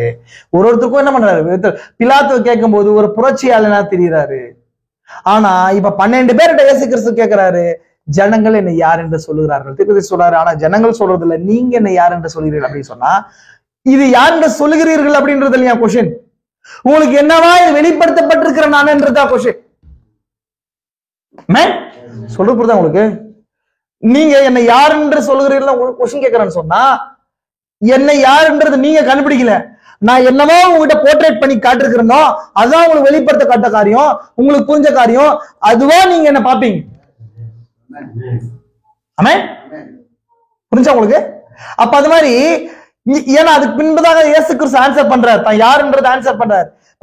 12 பேர் இருக்கிறாங்க, 12 பேருக்கும் அற்புத அடையாளம் பார்த்தாங்க. 12 பேரும் கடல் கொந்தளிக்கிறத வந்து அவர் அதற்றத பாக்குறாங்க, உயிரோட எழுறத பாக்குறாங்க. கரெக்ட் தான். ஆனா பேதுரு மட்டும் என்ன பண்றாருங்க, முன்னாடி வந்து நீர் ஜீவனுள்ள தேவனுடைய குமாரனாகிய கிறிஸ்து அப்படின்னா. இப்போ நான் உங்ககிட்ட ஒரு கொஸ்டின் கேட்கிறேன், என்ன யாருன்னு நினைக்கிறீங்க அப்படின்னா என்ன அர்த்தம்? நீங்க ஒரு வார்த்தை என்ன பண்றீங்க, சொல்றீங்க. நீங்க சொல்ற வார்த்தை உங்களுடைய விசுவாசமா இருக்குது. நம்புறீங்களா? நீங்க சொல்ற வார்த்தை விசுவாசமா இருக்குது. அண்ணா காய்ஃபா ஒரு பெயல்செபூல் அப்படின்னு சொல்றாங்க இல்லையா, அது அவங்களோட விசுவாசமா இருக்குது. எவீரு அது அவரோட விசுவாசமா இருக்குது. அதே போல நிக்கோதேமு அவரோட விசுவாசமா இருக்குது. அதே போல ஒரு சிலருடைய அவங்க விசுவாசம் அப்படின்னா விசுவாசம் எப்படி வரும்? அடுத்த பாயிண்ட் தான் பேசிட்டு இருக்கிறேன். வெளிப்படுத்தப்படாம விசுவாசம் வராது. எப்படி வராது? வெளிப்படுத்தப்படாம. புரிஞ்சுக்கலாம் உங்களுக்கு? வெளிப்படுத்தப்படாம விசுவாசம் வருது. அதான் கொஸ்டின் கேட்கிறேன். அதாவது விசுவாசம் எதனால வரும்? கேள்வினால வரும். இந்த காதுல கேட்கறதுனால கிடையாது. அப்படின்னா இருதயமாகிய காது ஒண்ணு இருக்கு, அது மூலமாய் கேட்கிறோம் நம்ம தேவனோட வார்த்தைய. அப்படின்னா இருதயத்துல தேவன் வார்த்தையை என்ன பண்றாரு? வெளிப்படுத்துறாரு. அது மூலமா என்ன பண்றாரு? நான் கேட்கிறேன், அப்போ நான் விசுவாசிக்கிறேன். அப்ப தேவன் தான் யார்? இந்த இயேசு கிறிஸ்து முதலாம் வருகையில அவர் என்னவா இருந்தாருன்றத அவரு யாருக்கு வெளிப்படுத்தினாங்களோ அந்த வெளிப்படுத்தலுக்கு அளவுக்கு தக்கதாக அவங்க விசுவாசிச்சாங்க. பாயிண்ட சொல்றவங்க இப்போ அவரே வெளிப்படுத்திட்டு கொஸ்டின் கேட்கிறாரு. இப்போ கரெக்டுங்களா? இதெல்லாம் பிரச்சனை விஷயம். அவரே வெளிப்படுத்திட்டு ஏன்னா யாருன்னு நினைக்கிறீங்க? எதுக்கு சொல்றாருன்னு சொன்னா யாருக்கு அதிகம் இந்த வெளிப்பாடு இங்க இருக்குதுன்றத காட்டுறாருங்க. காட்டுறாரு, கூட்டத்துல காட்டுறாரு. 12 பேர் இருக்கிறாங்க. இப்ப என்ன கேட்கிறாரு? நீர் ஜீவனுள்ள தேவனுடைய குமாரனாகிய கிறிஸ்து அப்படின்னும் போது இவர் என்ன சொல்றாரு? இயேசு கிறிஸ்து என்ன சொல்றாரு? பேதுருவே, நீ நல்லா பைபிள் படிச்சப்பா, பைபிள் படிச்சு கரெக்டா புரிஞ்சுக்கிறேன், கரெக்டா பைபிள் படிச்சு கரெக்டா சர்ச்சுக்கு போன, அதனால கரெக்டா நான் யாருன்னு தெரிஞ்சிச்சு உனக்கு அப்படி சொன்னாரா? நீ கரெக்டா டெய்லி ஜெபம் பண்ண, நான் யாரும் தெரிஞ்சிச்சு உனக்கு, கரெக்டா டெய்லி ஜெபம் பண்ண, கரெக்டா உனக்கு புரிஞ்சிருச்சு, கரெக்டா பழைய ஏற்பாடு ஃபுல்லா வாசிச்சுட்ட, உனக்கு எல்லாம் புரிஞ்சிருச்சு அப்படி சொல்ல இப்ப என்ன சொன்னாருங்க? பரலோகத்துல பிதான் வெளிப்படுத்தினாரு, அதுதான் உனக்கு புரிஞ்சு, அதனால அந்த வார்த்தை சொல்றேன். புரிச்சா உங்களுக்கு? அப்படின்னா மத்த நபர்கள், எரேமியான்னு சொல்ற நபர்களுக்கு வெளிப்படுத்தப்பட்ட பாகம் எவ்வளவா இருக்குது? அந்த தீர்க்கதரிசி இயேசு கிறிஸ்து அவர் நார்மலான மனுஷங்க அப்படின்ற ஒரு பாகம் இருக்குது. இயேசு கிறிஸ்துவ அவரு பிசாசுன்ற ஒரு பாகம் இருக்குது. இயேசு கிறிஸ்துவ நல்ல ஒரு மனுஷன், ஒரு கார்பெண்டர், அந்த ஒரு பாகம் இருக்குது. இயேசு கிறிஸ்து ஒரு தீர்க்கதரிசின்ற ஒரு பாகம் இருக்குது. இயேசு கிறிஸ்து தான் தேவன்ற ஒரு பாகம் இருக்குது. அவர் வெளிப்படுத்துற ரேஷியோ இங்க விஷயம். அவர் என்னவா இருக்கிறான்ற ரேஷியோன்னா அளவு ஒரு விஷயம். எந்த அளவுக்கு வெளிப்படுத்தப்படுதோ அந்த அளவுக்கு விசுவாசம் இருக்கும். எந்த அளவுக்கு பலமான விசுவாசம் இருக்குதோ அந்த அளவுக்கு தான் அந்த பட்டயத்தை எடுக்க முடியும். ஒரு சின்ன பையனை வச்சு இந்த 7 முத்திரைகள், அது பட்டயமா? தீர்க்கதரிசி சாபினோல என்ன பண்ணுச்சு? சாபினோல பட்டயம், அதுதான் 7 முத்திரைகளுடைய வெளிப்பாடு. அப்ப 7 முத்திரை வெளிப்பாடு செய்தி இருக்குது. அந்த பட்டயத்தை கொண்டுதான் என்ன பண்ண முடியும்னு சொன்னா, எடுத்துக்கொள்ளப்படுற விசுவாசத்தை கொண்டு, எடுத்துக்கொள்ளப்படுற வல்லமையை கொண்டு வர முடியும் இல்லைங்களா? இப்ப கவனிச்சுக்கோங்க, அந்த பட்டயம் தான் தீர்க்கதரிசி கையில கொடுக்கப்பட்டுச்சு. இதுதான் என்ன 3ஆம் இழுப்புன்னு சொல்லப்பட்டுச்சு. இதுதான் கரெக்டுங்களா? 3ஆம் இழுப்பு என்ன செஞ்சு? 3ஆம் இழுப்புல 3 காரியங்கள் இருக்குதுன்னு சொன்னாங்க. ஸ்போக்கன் வேர்ட், மேனிஃபெஸ்டேஷன், உரைக்கப்பட்ட வார்த்தையின் மூலமாய் வல்லமையை கொண்டு வருவது. கரெக்டுங்களா? 7 முத்திரைகள் வெளிப்பாடு அப்படின்னா தேவனுடைய சிந்தை முழுசுமா ஓபன் ஆகுறது. தேவனுடைய சிந்தை உரையா இருக்குமானால் அதுக்குள்ள இருக்கிற பட்டயம் தான் வார்த்தை வெளிப்படுவது இல்லைங்களா? 3வது காரியம் காவல் உள்ள ஆத்மாக்களுக்கு பிரசங்கிப்பது, மீன்ஸ் நியாய தீர்ப்பு கொண்டு வருவது. கரெக்டுங்களா? உங்களுக்கு ஒரே நேரத்துல நடக்கிற விஷயம் இதெல்லாம் 3ஆம் இழுப்புல ஒரே நேரத்துல நடக்கிற விஷயம். நான் அந்த பாயிண்ட் உங்களுக்கு சொல்றேன் நான். இப்போ அந்த சாபினோல பட்டயம் கொடுக்கப்பட்டுச்சு. 3ஆம் இழுப்புல இருக்கிற ஒரு பாகம், அது என்ன பாகம்? 7 முத்திரை வெளிப்பாடு. இந்த பட்டயத்தை கொண்டு சபைக்கு ஒரு வல்லமை தேவை. அந்த வல்லமை தான் சரீர மறுரூபப்படுத்தலின் வல்லமை, பாடி சேஞ்சிங் பவர். இந்த பாடி சேஞ்சிங் பவரை கொண்டு வரதுக்கு இந்த பட்டயம் இருக்குது, வச்சு வெட்டுன்னு சொன்னாரு. அந்த வெட்டுறதுக்கு குழந்தை இன்னும் சின்ன குழந்தையா இருக்குது. அந்த கரத்தை அந்த பட்டயத்தை எடுக்கிறதுக்கு வேணா கரம் இல்ல. கரெக்டுங்களா? உங்களுக்கு இப்ப தீர்க்கதரிசி அவர் இந்த பட்டயம் விழும்போது அந்த பட்டயம் கரெக்டா ஒரு கைக்கு எப்படி இருந்துச்சாங்க? கரெக்டா இருந்துச்சான், பொருத்தமா இருந்துச்சுன்றாரு. அப்படின்னு சொன்னா அவர் கரத்துல வந்து உடனே அவர் பிடிச்சி பாக்குறாரு. பார்த்துட்டு அதுல 3 காரியம் இருக்குதுன்னு நான் சொன்னேன். ஒண்ணு, அவரோட கை எப்படி இருக்குது? வெள்ளியா இருக்குது இல்லையா? நான் பார்த்தேன் இல்லைங்களா? உன்ன வெள்ளியா இருக்குது, கை கோல்டு, உள்ள முத்துக்கள் அடங்கி இருக்குதுன்னு சொன்னேன் நான். முத்துக்கள் அப்படின்னும் போது நான் முத்துக்களை குறிச்சு செய்தி எடுத்திருக்கிறேன். அது 3ஆம் இழுப்பு. எப்பவுமே வெள்ளி எதுக்கு அடையாளமா இருக்குன்னு சொல்லி பார்த்தோம். வெள்ளி எப்பொழுதுமே மீட்புக்கு அடையாளம். கரெக்டுங்களா? வெள்ளி மீட்புக்கு அடையாளமா? இயேசுக்கு எதனால நம்மள மீட்டார்? கரெக்டுங்களா? உங்களுக்கு அது கோல்டு எதுக்கு அடையாளமா இருக்கு? தெய்வீகத்துக்கு அடையாளமா இருக்குது. முதல் இழுப்பு, 2ஆம் இழுப்பு, 3ஆம் இழுப்பு, 3 இழுப்புகள் அதுல இருக்குது. போகுது உள்ள இருக்கிற முத்துக்கள் தான் ரகசியங்களா இருக்குது. கரெக்டுங்களா? உங்களுக்கு முத்து எங்க கிடைக்கும்? கடல் உள்ள ஆழத்துல போகும்போது அங்க கீழே அது உள்ள வந்து ஏதோ ஒரு எழுப்புதல் நடக்குது. அந்த முத்துக்குள்ள தெரியுமா உங்களுக்கு? அந்த காரியத்தை எடுத்த நான் டைம் எழுப்புதல் நடக்குது. அந்த எழுப்புதல் விளைவாக தான் என்ன பண்ணுது? முத்து உருவாகுது. அது முத்து என்ன கலர்ல இருக்கும்? என்னங்க? வெள்ளைதான். என்ன வெள்ளைன்னா உறைந்த பஞ்சை போல வெள்ளை. ஆனா அதுக்கு பின்பதாக முத்தை நீங்க பாத்தீங்க சொன்னா அது உள்ள 7 கலர்ஸ் ப்ரொடியூஸ் பண்ணும். கரெக்டுங்களா? பாத்துருக்கீங்களா? வானவில போல 7 கலர் ப்ரொடியூஸ் பண்ணும். அது மேகத்தை வெளிப்படுத்துது. ஆமென். மேகத்தை வெளிப்படுத்துதா இல்லைங்களா? அப்ப அந்த 3rd புல்ல பிடிக்கும் போது அந்த ஸ்வாட பிடிக்கிறது. நமக்கு நம்ம எது பேசிருக்கிறோம்? தேவனுடைய வல்லமையின் சட்டம் எப்படி செயல்படுது. இன்னைக்கு நமக்கு அந்த வல்லமையின் சட்டம் தேவைப்படுது. எப்படி செயல்படுத்துவோம்? பட்டயம் கொடுக்கப்பட்டுச்சு. எனக்கு தேவையான பாகம் பாடி சேஞ்சிங். அந்த பட்டயமாகிய 7 முத்திரைகளுடைய செய்திகளால மனவாட்டிக்கு எது கிடைக்குது? இன்னைக்கு பாடி சேஞ்சிங் வல்லமை கிடைக்குது. இன்னைக்கு எந்த வல்லமை நமக்கு தேவையில்லை, உயிர்த்தெழுதல் வல்லமை தேவையில்லை. உயிர்த்தெழுதல் வல்லமை வேணும், நீங்க ஜெபம் பண்ணி செத்துருவீங்க நீங்க. ஆமா பிரதர், ஆண்டவரே எனக்கு உயிர்த்தெழுதல் வல்லமை வேணும்னு கேட்டீங்க சொன்னா உங்க விசுவாசம் உங்களை சாவடிக்கும். நீங்க என்ன எங்க வருவீங்க, செத்து அப்புறம் வருவீங்க. எனக்கு நான் அது வேணும், எனக்கு என்ன வேணுங்க, பாடி சேஞ்சிங் ஃபெய்த் வேணும். ஏன்னா வல்லமையில மகத்தான வல்லமை பாடி சேஞ்சிங் ஃபெய்த். இப்ப இதுக்கு என்ன தேவைன்னு சொன்னா விசுவாசமாகிய கரம் வேணும். இப்ப தீர்க்கதரிசியோட கரம் எப்படி இருந்துச்சாங்க, அந்த ராஜாவின் பட்டயத்தை பிடிக்கிற கரம் இல்லைங்களா. இப்போ அந்த காலத்துல பட்டயத்தை உண்டு பண்ணாங்க, உங்களுக்கு தெரியுமா, உங்களுக்கு மைசூர் போனீங்களா பட்டயம் இருக்கும், அந்த பட்டயத்தை நம்மளால என்ன பண்ண முடியாது, பிடிக்க முடியாது. ஏங்க அந்த ராஜாவோட அளவுக்கு பண்ணிருப்பாங்க, எல்லாரும் எல்லா பட்டயத்தை எடுக்க முடியாது, அவங்க சைஸ்க்கு ஏற்ற மாதிரி பண்ணிருப்பாங்க, அந்த உருவத்துக்கு அந்த உள்ள இருக்கிற வல்லமைக்கு ஏற்ற விதத்துல அந்த பட்டயத்தை பண்ணிருப்பாங்க. அந்த மாதிரி தீர்க்கதரிசி கரத்துல உள்ளது இது ஒரு ராஜாவின் பட்டயம் சொல்லப்படல, அந்த ராஜாவின் பட்டயம் சொல்லப்படுச்சு. அப்ப அந்த ராஜான்றது தேவன் தான், தேவனோட பட்டயம் தான் அந்த வார்த்தை. அப்போ அந்த பட்டயத்தை பிடிக்கிறதுக்கு திரும்ப தேவன் தான் வரணும் இல்லையா. அப்ப அந்த தேவன் தான் இந்த சரீரத்துக்குள்ள வந்தார். நான் ஆல்ரெடி சொன்னேன், இந்த கரம்ன்றது என்னவா இருக்குன்னு சொன்னேன், நானு விசுவாசம் சொன்னேன் இல்லைங்களா. அப்ப விசுவாசிக்கிறவர்களால் எல்லாம் கூடும், தேவனால் எல்லாம் கூடும். நான் ஆல்ரெடி சொன்ன விசுவாசிக்கு பரிபூர்ண விசுவாசத்தை கொண்டவங்க யாரா இருக்கிறாங்க, பரிபூர்ண விசுவாசத்தை கொண்டவங்க யாரா இருக்கிறாங்க, தேவனா இருக்கிறாங்க. அப்போ அந்த தேவனுடைய கரம், தேவன் என்னவா இருக்கிற சொன்னா ஒரு சரீரத்துக்குள்ள தன்னை ஊற்றிக்கொண்டு அவரே அந்த பட்டயத்தை பிடிக்கிறார் தீர்க்கதரிசிக்குள்ள. இப்போ வெட்டும் போதுதான் அந்த 7 முத்திரைகளோடாக மனவாட்டிக்கு என்ன வருது, என்ன வல்லமை வருது, உயிர்த்தெழுதல் வல்லமை, எடுத்துக்கொள்ளப்படுதல் வல்லமை, body changing power, creation power. Creation சரி. இதுக்கு முன்பதாக அந்த வல்லமைக்கு மட்டும் நான் பேசி முடிக்கிறேன், முடிக்க போறேன். நான் ஒரு சில பாயிண்ட் சொல்லி முடிக்க போறேன். கவனிங்களா, மாம்சமும் ரத்தமும் உனக்கு வெளிப்படுத்தவில்லை, பரலோகத்துல இருக்கிற பிதாவே வெளிப்படுத்தினார். இப்போ இந்த விசுவாசம் எப்படி கிரியை செய்யுது அப்படின்னா வெளிப்பாட்டுல கிரியை செய்யுது. எந்த விசுவாசம், உங்களுக்கு சுகமளித்தலின் விசுவாசம் வெளிப்படும் போது சுகமளித்தலின் வல்லமை வரும். உங்களுக்கு உயிர்த்தலின் வல்லமை வெளிப்படும் போது உயிர்த்தலின் வல்லமை வரும்.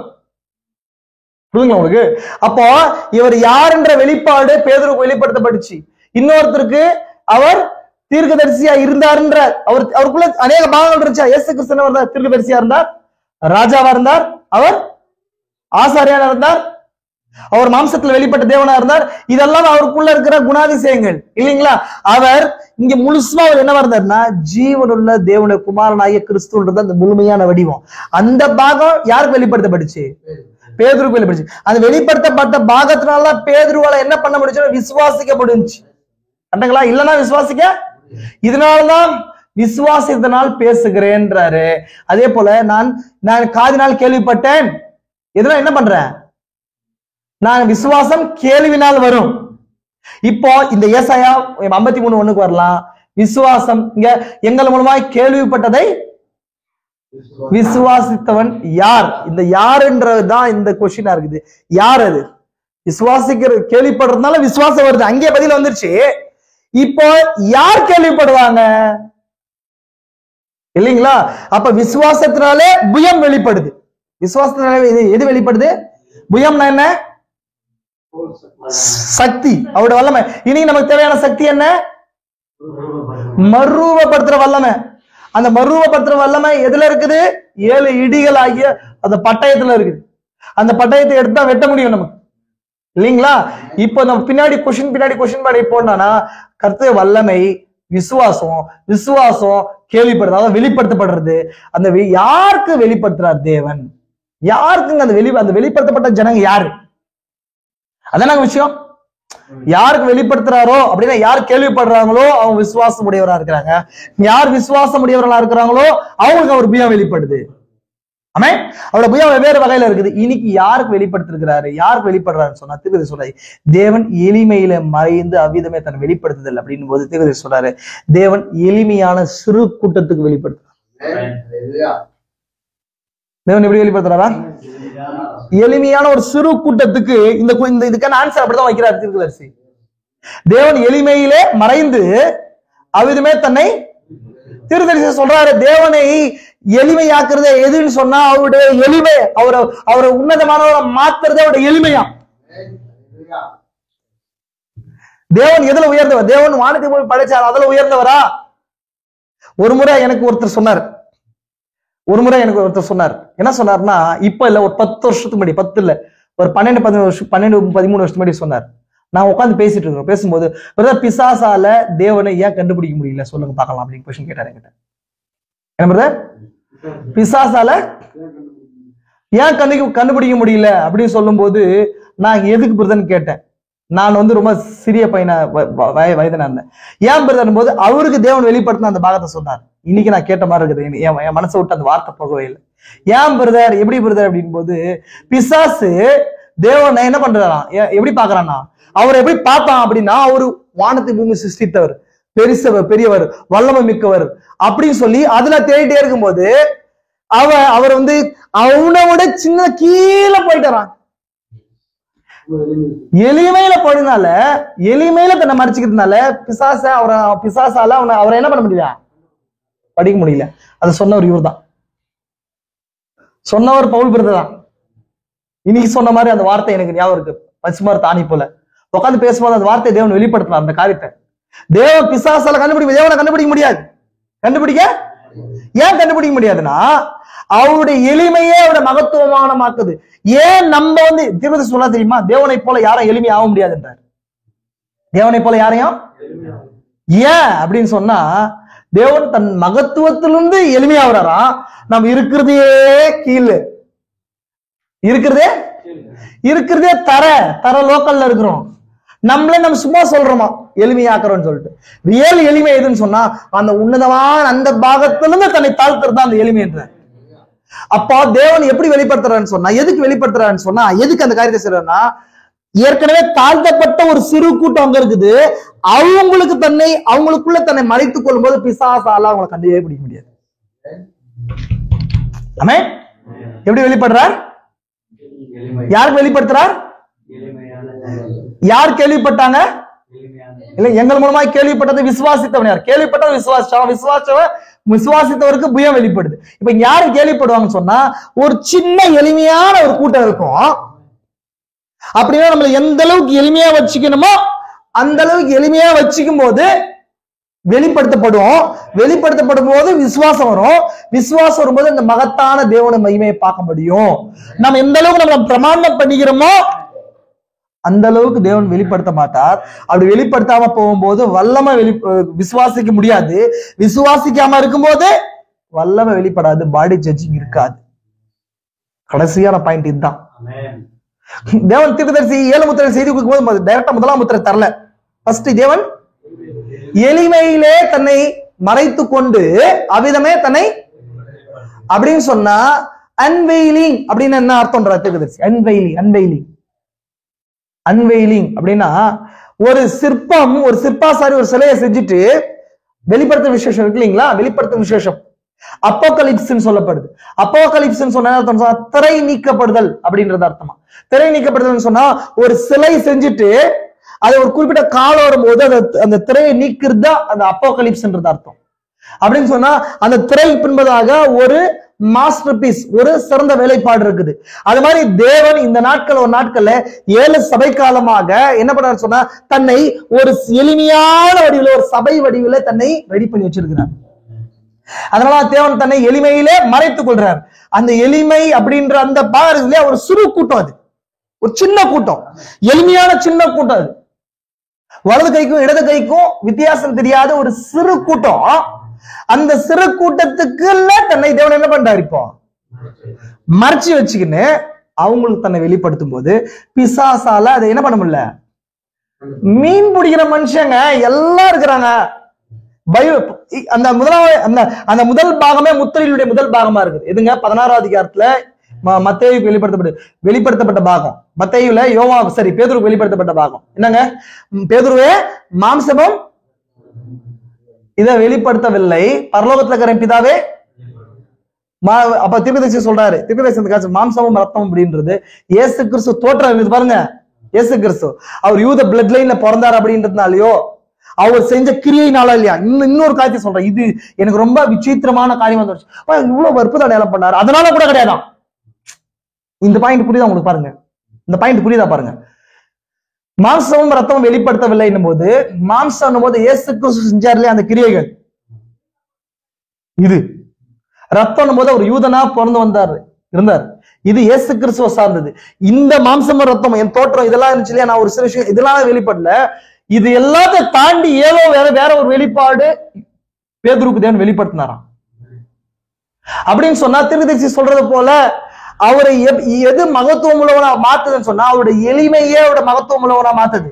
அந்த எளிமையான தேவன் தன்னை என்ன பண்றாரு இப்போ மறைச்சி அதுல வெளிப்படுத்தும் போது, அது வெளிப்படுத்தப்பட்ட யாருக்கு வெளிப்படுத்துறாங்களோ அவங்களுக்கு என்ன வருது? அவங்க கேள்விப்படுறாங்க, கேள்விப்பட்டதான் வெளிப்படுறது. வெளிப்படுத்தவங்க விசுவாசிக்கிறவங்க. யார் விசுவாசிக்கிறாங்க இப்ப சொல்லுங்க?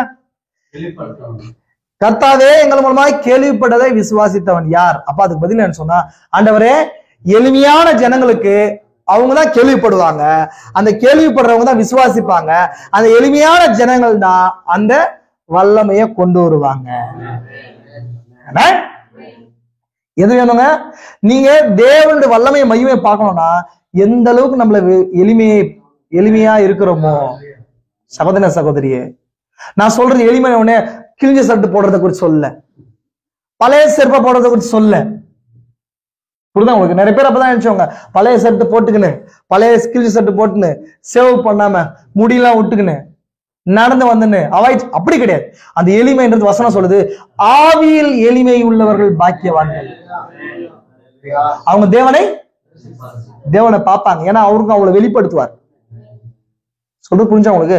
அப்போ ஆவியில் எளிமை அப்படின்றதுன்னு சொன்னா இருதயத்துல தேவனோட வார்த்தையை ஏற்றுக்கொள்றதுக்கு எப்போதும் தயாரா இருக்கிறது. எப்போதுமே என்ன பண்றதுங்க? தயாரா இருக்கிறது. வார்த்தை எப்படி கிடைக்குது? எங்களுக்கு ஒரு பெருசா ஞானம் இல்லை. சிறு வார்த்தை வெளிப்படும் போது, தேவனை வெளிப்படும் போது நம்ம அதை ஏற்றுக்கொள்றதுக்கு தயாரா இருக்கிறது. நான் இதுமே கிடையாது, நான் என்னவா இருக்கிறேன்? ஒண்ணுமே இல்லை. இதெல்லாம் $2 தேர்தல் நம்ம அப்படின்ற எண்ணம் எப்போதுமே வேணும். நான் சில நேரத்துல இந்த வாழ்க்கை ஒரு சில காலகட்டம் உடம்புல பலம் இருக்கிற வரைக்கும், ஞானம் வரைக்கும் நம்ம பெருசா நினைப்போம். நம்ம அதை பண்ணலாம், இதை பண்ணலாம், அதை பண்ணலாம் நினைக்கிறோம், நினைப்போம். எப்ப நமக்கு அந்த எளிமை வரும்னு சொன்னா நம்மளால முடியாத சூழ்நிலை வரும். கடைசியா ஒண்ணுமே பண்ண முடியாது, முடிஞ்சு என் லைஃப் என்ன ஆயிடுச்சு, முடிஞ்சு அப்படின்ற அந்த நிலை வரும்போது நம்மளோட மத்தவங்க எல்லாரையும் உயர்வா நினைப்போம். தீர்க்கதரிசி சொல்றாரு இல்லையா, உங்களை காட்டில மத்தவங்களை என்னவா நினைங்க? உயர்வா நினைங்க, உயர்வா நினைங்க. நான் எனக்கு எல்லா வெளிப்பாடு இருக்கு அப்படி கிடையாது. ரொம்ப தேவன் யாருக்கு வெளிப்படுத்துவாரு? இருக்கிறதுலே இல்லைங்களா? நான் அடிக்கடி இந்த விஷயத்த கூட நான் அந்த சகோதரன் தான் சொன்ன ஒரு முறை, யாருக்கு நீங்க இருக்கிறாங்க 5 பேர் இருக்கிறாங்க, பிச்சைக்காரங்க இருக்கிறாங்க, யாருக்கு அதிகமா போடுவீங்க? எடுத்தோடனே பார்த்து யாருக்கு இங்க போடுவீங்க? 5 பேர் இருக்கிறாங்க, யாருக்கு போடுவீங்க? பார்த்து எவன் இருக்கிறதுலயே மோசமா இருக்கிறானா அவங்களுக்கு போடுவீங்க, ஜாஸ்தியா போடுவீங்க. அது மாதிரி தேவன் ஏன் உங்களுக்கு எனக்கு இந்த வெளிப்பாடு கொடுத்தா தெரியும்? இருக்கிறதுலயே மோசம் நம்ம தான். நம்ம என்ன நினைச்சுக்கிறோம்? அதை கொண்ட பெருமை, நாங்க எவ்வளவு பெரிய ஆளுங்க, இருக்கிறதுலே என்னங்க கீழ்த்தரமானவங்க, உலகத்திலேயே கூட நல்லவங்க அப்படின்னு சொல்லக்கூடாத அளவுக்கு இருக்கிற ஜனங்கள் நம்ம தான்.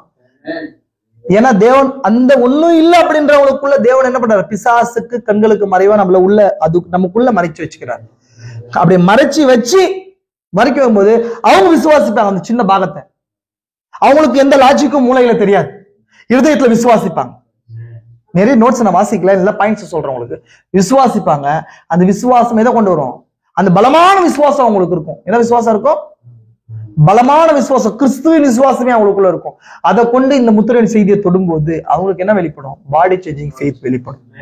அப்ப லா ஆஃப் காட்ஸ் பவர் என்ன? தேவனுடைய வல்லமையுடைய சட்டம் எப்படி கிரியை செய்யுது அப்படின்னா, எப்படி கிரியை செய்யுது? விசுவாசத்தினால. விசுவாசம் எப்படி கிரியை செய்யுது? எப்படி யாருக்கு வெளிப்படுத்துவார்? இப்ப அடுத்த பாயிண்ட், எளிமையா இருக்கிறவங்களுக்கு. இந்த எளிமையுள்ளவங்க யார் தெரியுமா? அடுத்த பாயிண்ட், ஒரு பாயிண்ட் நான் சொல்லி முடிக்கிறேன். தேவன் எப்படி வச்சிருக்காருன்னு சொன்னா, வித்துக்களை தேவன் முன்குறிக்கப்பட்டவங்க தான் வித்துக்களா இருப்பாங்க. அந்த முன்குறிக்கப்பட்டவங்க எளிமையிலே தேவன் வச்சிருப்பார். தேவனால் முன்குறிக்கப்பட்ட ஜனம் பிரம்மாண்டத்துல இருக்கவே முடியாது. தேவனால் முன்குறிக்கப்பட்டவங்க எப்படி இருக்க முடியாது? பிரம்மாண்டத்துல இருக்க முடியாது, பிரம்மாண்டமே இருக்க மாட்டாங்க. ஏன்னா முன்குறிக்கப்பட்டவங்களுக்குள்ள தன்னை தேவன் வெளிப்படுத்துவதா வாக்கு வரைத்திருக்கிறார். முன்குறிக்கப்பட்டவன் சொன்னா என்னுடைய வித்துக்கள் அப்படின்னா தேவனோட வித்துக்கள் அப்படின்னா அவரோட சுவாபத்தை வெளிப்படுத்துறவங்க இல்லையா? நான் சொல்ல போது உங்களுக்கு. அப்ப தேவன் எதுல வெளிப்படுத்தா சொல்லியிருக்காரு? அப்ப அந்த எளிமையான ஜனங்க தன்னோட வித்துக்களா இருக்கிறவங்க எப்படி இந்த உலகத்துல ரொம்ப எப்படி சொல்றது உயர்வானவங்களா இருக்க முடியும்? தன்னோட வித்துக்கள் ரொம்ப எளிமையில வச்சிருக்கார் தேவன். அப்ப அந்த எளிமைக்குள்ள அந்த எளிமை செய்தியில தான் சீர்கள் சொல்றார். இந்த கொஸ்டினை எடுத்துக்கிறார், இந்த கொஸ்டினை போடுறார், இந்த வசனத்தை எடுத்து வாசிக்கிறார். தேவன் பாருங்க எளிமையில கண்டு கொள்ளுங்க, எளிமையில கொண்டு கொள்ளுங்கன்னு சொல்லும்போது சொல்லி கடைசி எதுக்கு முடியறன்னு சொன்னா தேவன் ஒரு எளிமை இந்த சரீரத்துல 7வது முத்திரை அதுக்குள்ள வெளிப்படுத்தப்படிச்சான். 7வது முத்திரையில் சொல்லும்போது சொல்றாரு, நான் போன வாரம் சொன்னது ஞாபகம் இருக்கா? தேவன் எளிமையில மறைந்து எளிமையில வெளிப்படுறாருன்றத எனக்கே தெரியாம நான் பிரீச் பண்ணி வந்தேன். அது இன்னைக்கு என்ன இந்த வாரம் வெளிப்படுச்சுன்றார். அது என்னன்னு சொன்னா தேவன் ஒரு எளிமை மிகுந்த ஒரு கண்டகி பர்சன், வேணாம் மொழி தெரியாத பேசுறதுக்கு தெரியாத ஒரு பைபிள் காலேஜ் அந்த லீடு கூட தெரியாத ஒரு சாதாரணமான ஒரு மனுஷனுக்குள்ள தேவன் தன்னை மறைத்து கொண்டு அந்த மனுஷனுக்கு வெளிப்படுத்தும் போது அந்த மனுஷனால அது விசுவாசிக்க முடிஞ்சு. அப்போ அந்த வல்லமை உலகம் பார்த்துச்சு. நம்மள நம்ம என்ன பண்றோம்? பிரம்மாண்டமானவர்களா மாத்துறோம், பிரம்மாண்டவர்களா நினைச்சுக்கிறோம், நம்மள நம்ம பெரிதாகி நினைத்துக் கொள்கிறோம். அந்த எண்ணம் என்ன கிடையாதுங்க. அந்த எண்ணம் இருக்கிற வரைக்கும் தாழ்மையில இருக்கிற எளிமையில இருக்கிற தேவனையும் தேவனுடைய வல்லமையும் புயத்தையும் விசுவாசத்தையும் பெற்றுக்கொள்ள முடியாது. பெற்றுக்கொள்ள தீர்வு சொல்றார். விசுவாசிக்கிறதுக்கு என்ன ஜெபம் பண்ணாலும் விசுவாசம் வராதுன்றார். நான் பாருங்க இந்த வசந்த கடைசியை வாசிக்கிறேன் பாருங்க. விசுவாசம் எப்படி வரும் பாருங்க. என்ன சொல்றாரு? கடைசி வாசிச்சு நான் முடிக்கிறேன். சொல்றாரு பாருங்க, உங்களை ஏற்கனவே விசுவாசமானது உபவாசம் இருப்பதனால வராது. விசுவாசம் அது இதுதான் பெரிய பிரச்சனையே. ஆண்டவரே எனக்கு விசுவாசத்தை கொடு, உபவாசத்தினால வராது. விசுவாசம் ஜெபிப்பதனாலும் வராது. நான் ஆல்ரெடி உங்களுக்கு சொன்னேன். விசுவாசம் புத்தகம் வாசிப்பதனாலும் வராது. இப்போ பேதுரு இயேசு கிறிஸ்துவ என்னன்னு விசுவாசாரு? அது விசுவாசம் தானே. அப்போ பேதுருவே நீ ரொம்ப ஜெபிச்சப்பா, அதனால நீ என்ன பண்ற, என்ன இப்படி விசுவாசிக்கிற அப்படின்னு சொன்னாரா? பேதுருவே கரெக்டா என்ன பண்ண, சர்ச்சை நீ அட்டெண்ட் பண்ண, அதனால நீ விசுவாசன்னு சொன்னாரா? கிடையாது. அதான் தீர்க்கதரிசி இந்த பாயிண்ட் சொல்றார்.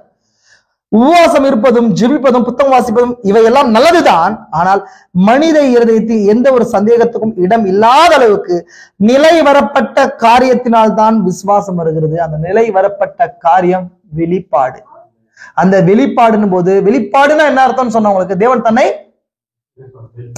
தேவன் ஒரு திரை மறைத்துக் கொள்றது, ஒரு இடத்துல மறைத்து கொண்டு வெளிப்படுத்துறது. அப்ப தேவன் எங்க மறைத்துக் கொள்றாரு? இப்ப சொல்றாரு எளிமையில மறைத்துக் கொள்றார், அங்கிருந்து வெளிப்படுறார். அந்த வெளிப்பாடு விசுவாசத்தை கொண்டு வருது. அந்த விசுவாசம் வல்லமையை கொண்டு வருது. சொல்ல புரியுதா உங்களுக்கு? அப்போ அந்த ஸ்திரீயுடைய விசுவாசம் என்ன பண்ணிடுச்சாங்க? அவர்கிட்ட இருக்கிறத எடுத்துக்கிச்சு.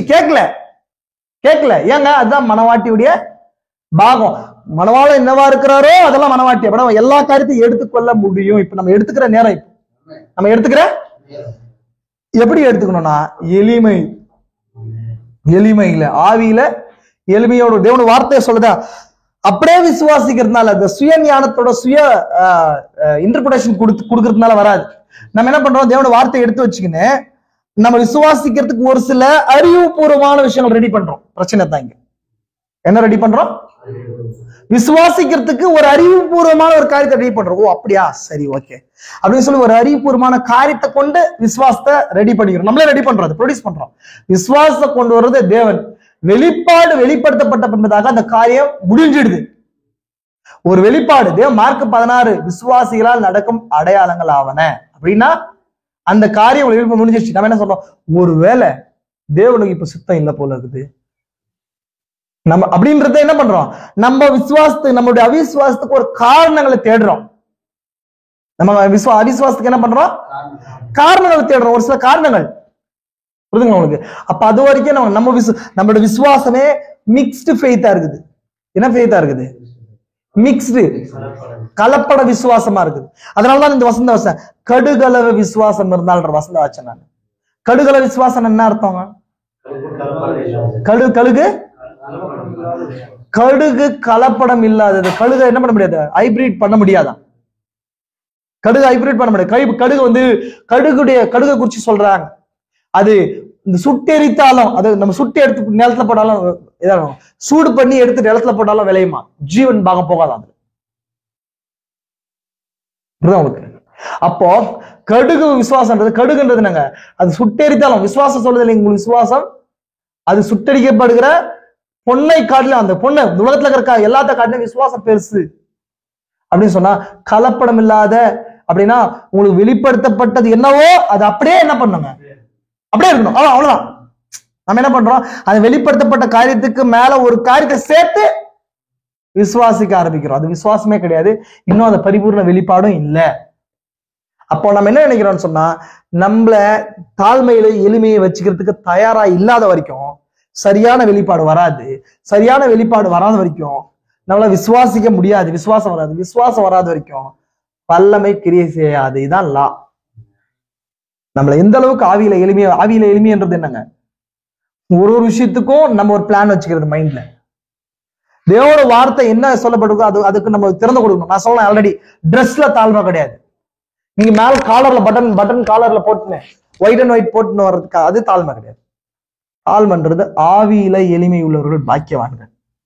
ஆவிலனா உங்களுடைய ஆத்மாவை எப்பொழுதுமே தேவனுடைய வார்த்தை நிரம்புறதுக்கு என்ன பண்ணுங்க, ஓபன் பண்ணி வைக்கணும். விசுவாசிக்கிறீங்களா? இப்ப எகைன் சட்டத்தை நான் திரும்ப சொல்லட்டுமா? கர்த்தாவே எங்கள் மூலமாய் கேள்விப்பட்டது அப்படின்னா எப்பொழுதுமே வெளிப்பாடு எங்கிருந்து வரும்? எப்பொழுதுமே வெளிப்பாடு. அதுதான் ஏசாயா சொல்றார், எங்கள் மூலமாய் கேள்விப்பட்டதை. தீர்க்கதரிசி மூலமா வெளிப்படுத்தப்பட்ட காரியத்தை யார் விசுவாசிப்பாங்க? யாருக்கு கர்த்தருடைய புயம் வெளிப்படும் அப்படின் போது, தீர்க்கதரிசி எளிமை உள்ள ஒரு சிறு கூட்டத்துக்கு தீர்க்கதரிசி மூலமா தேவன் தன்னை கேள்விப்பட வைப்பார்.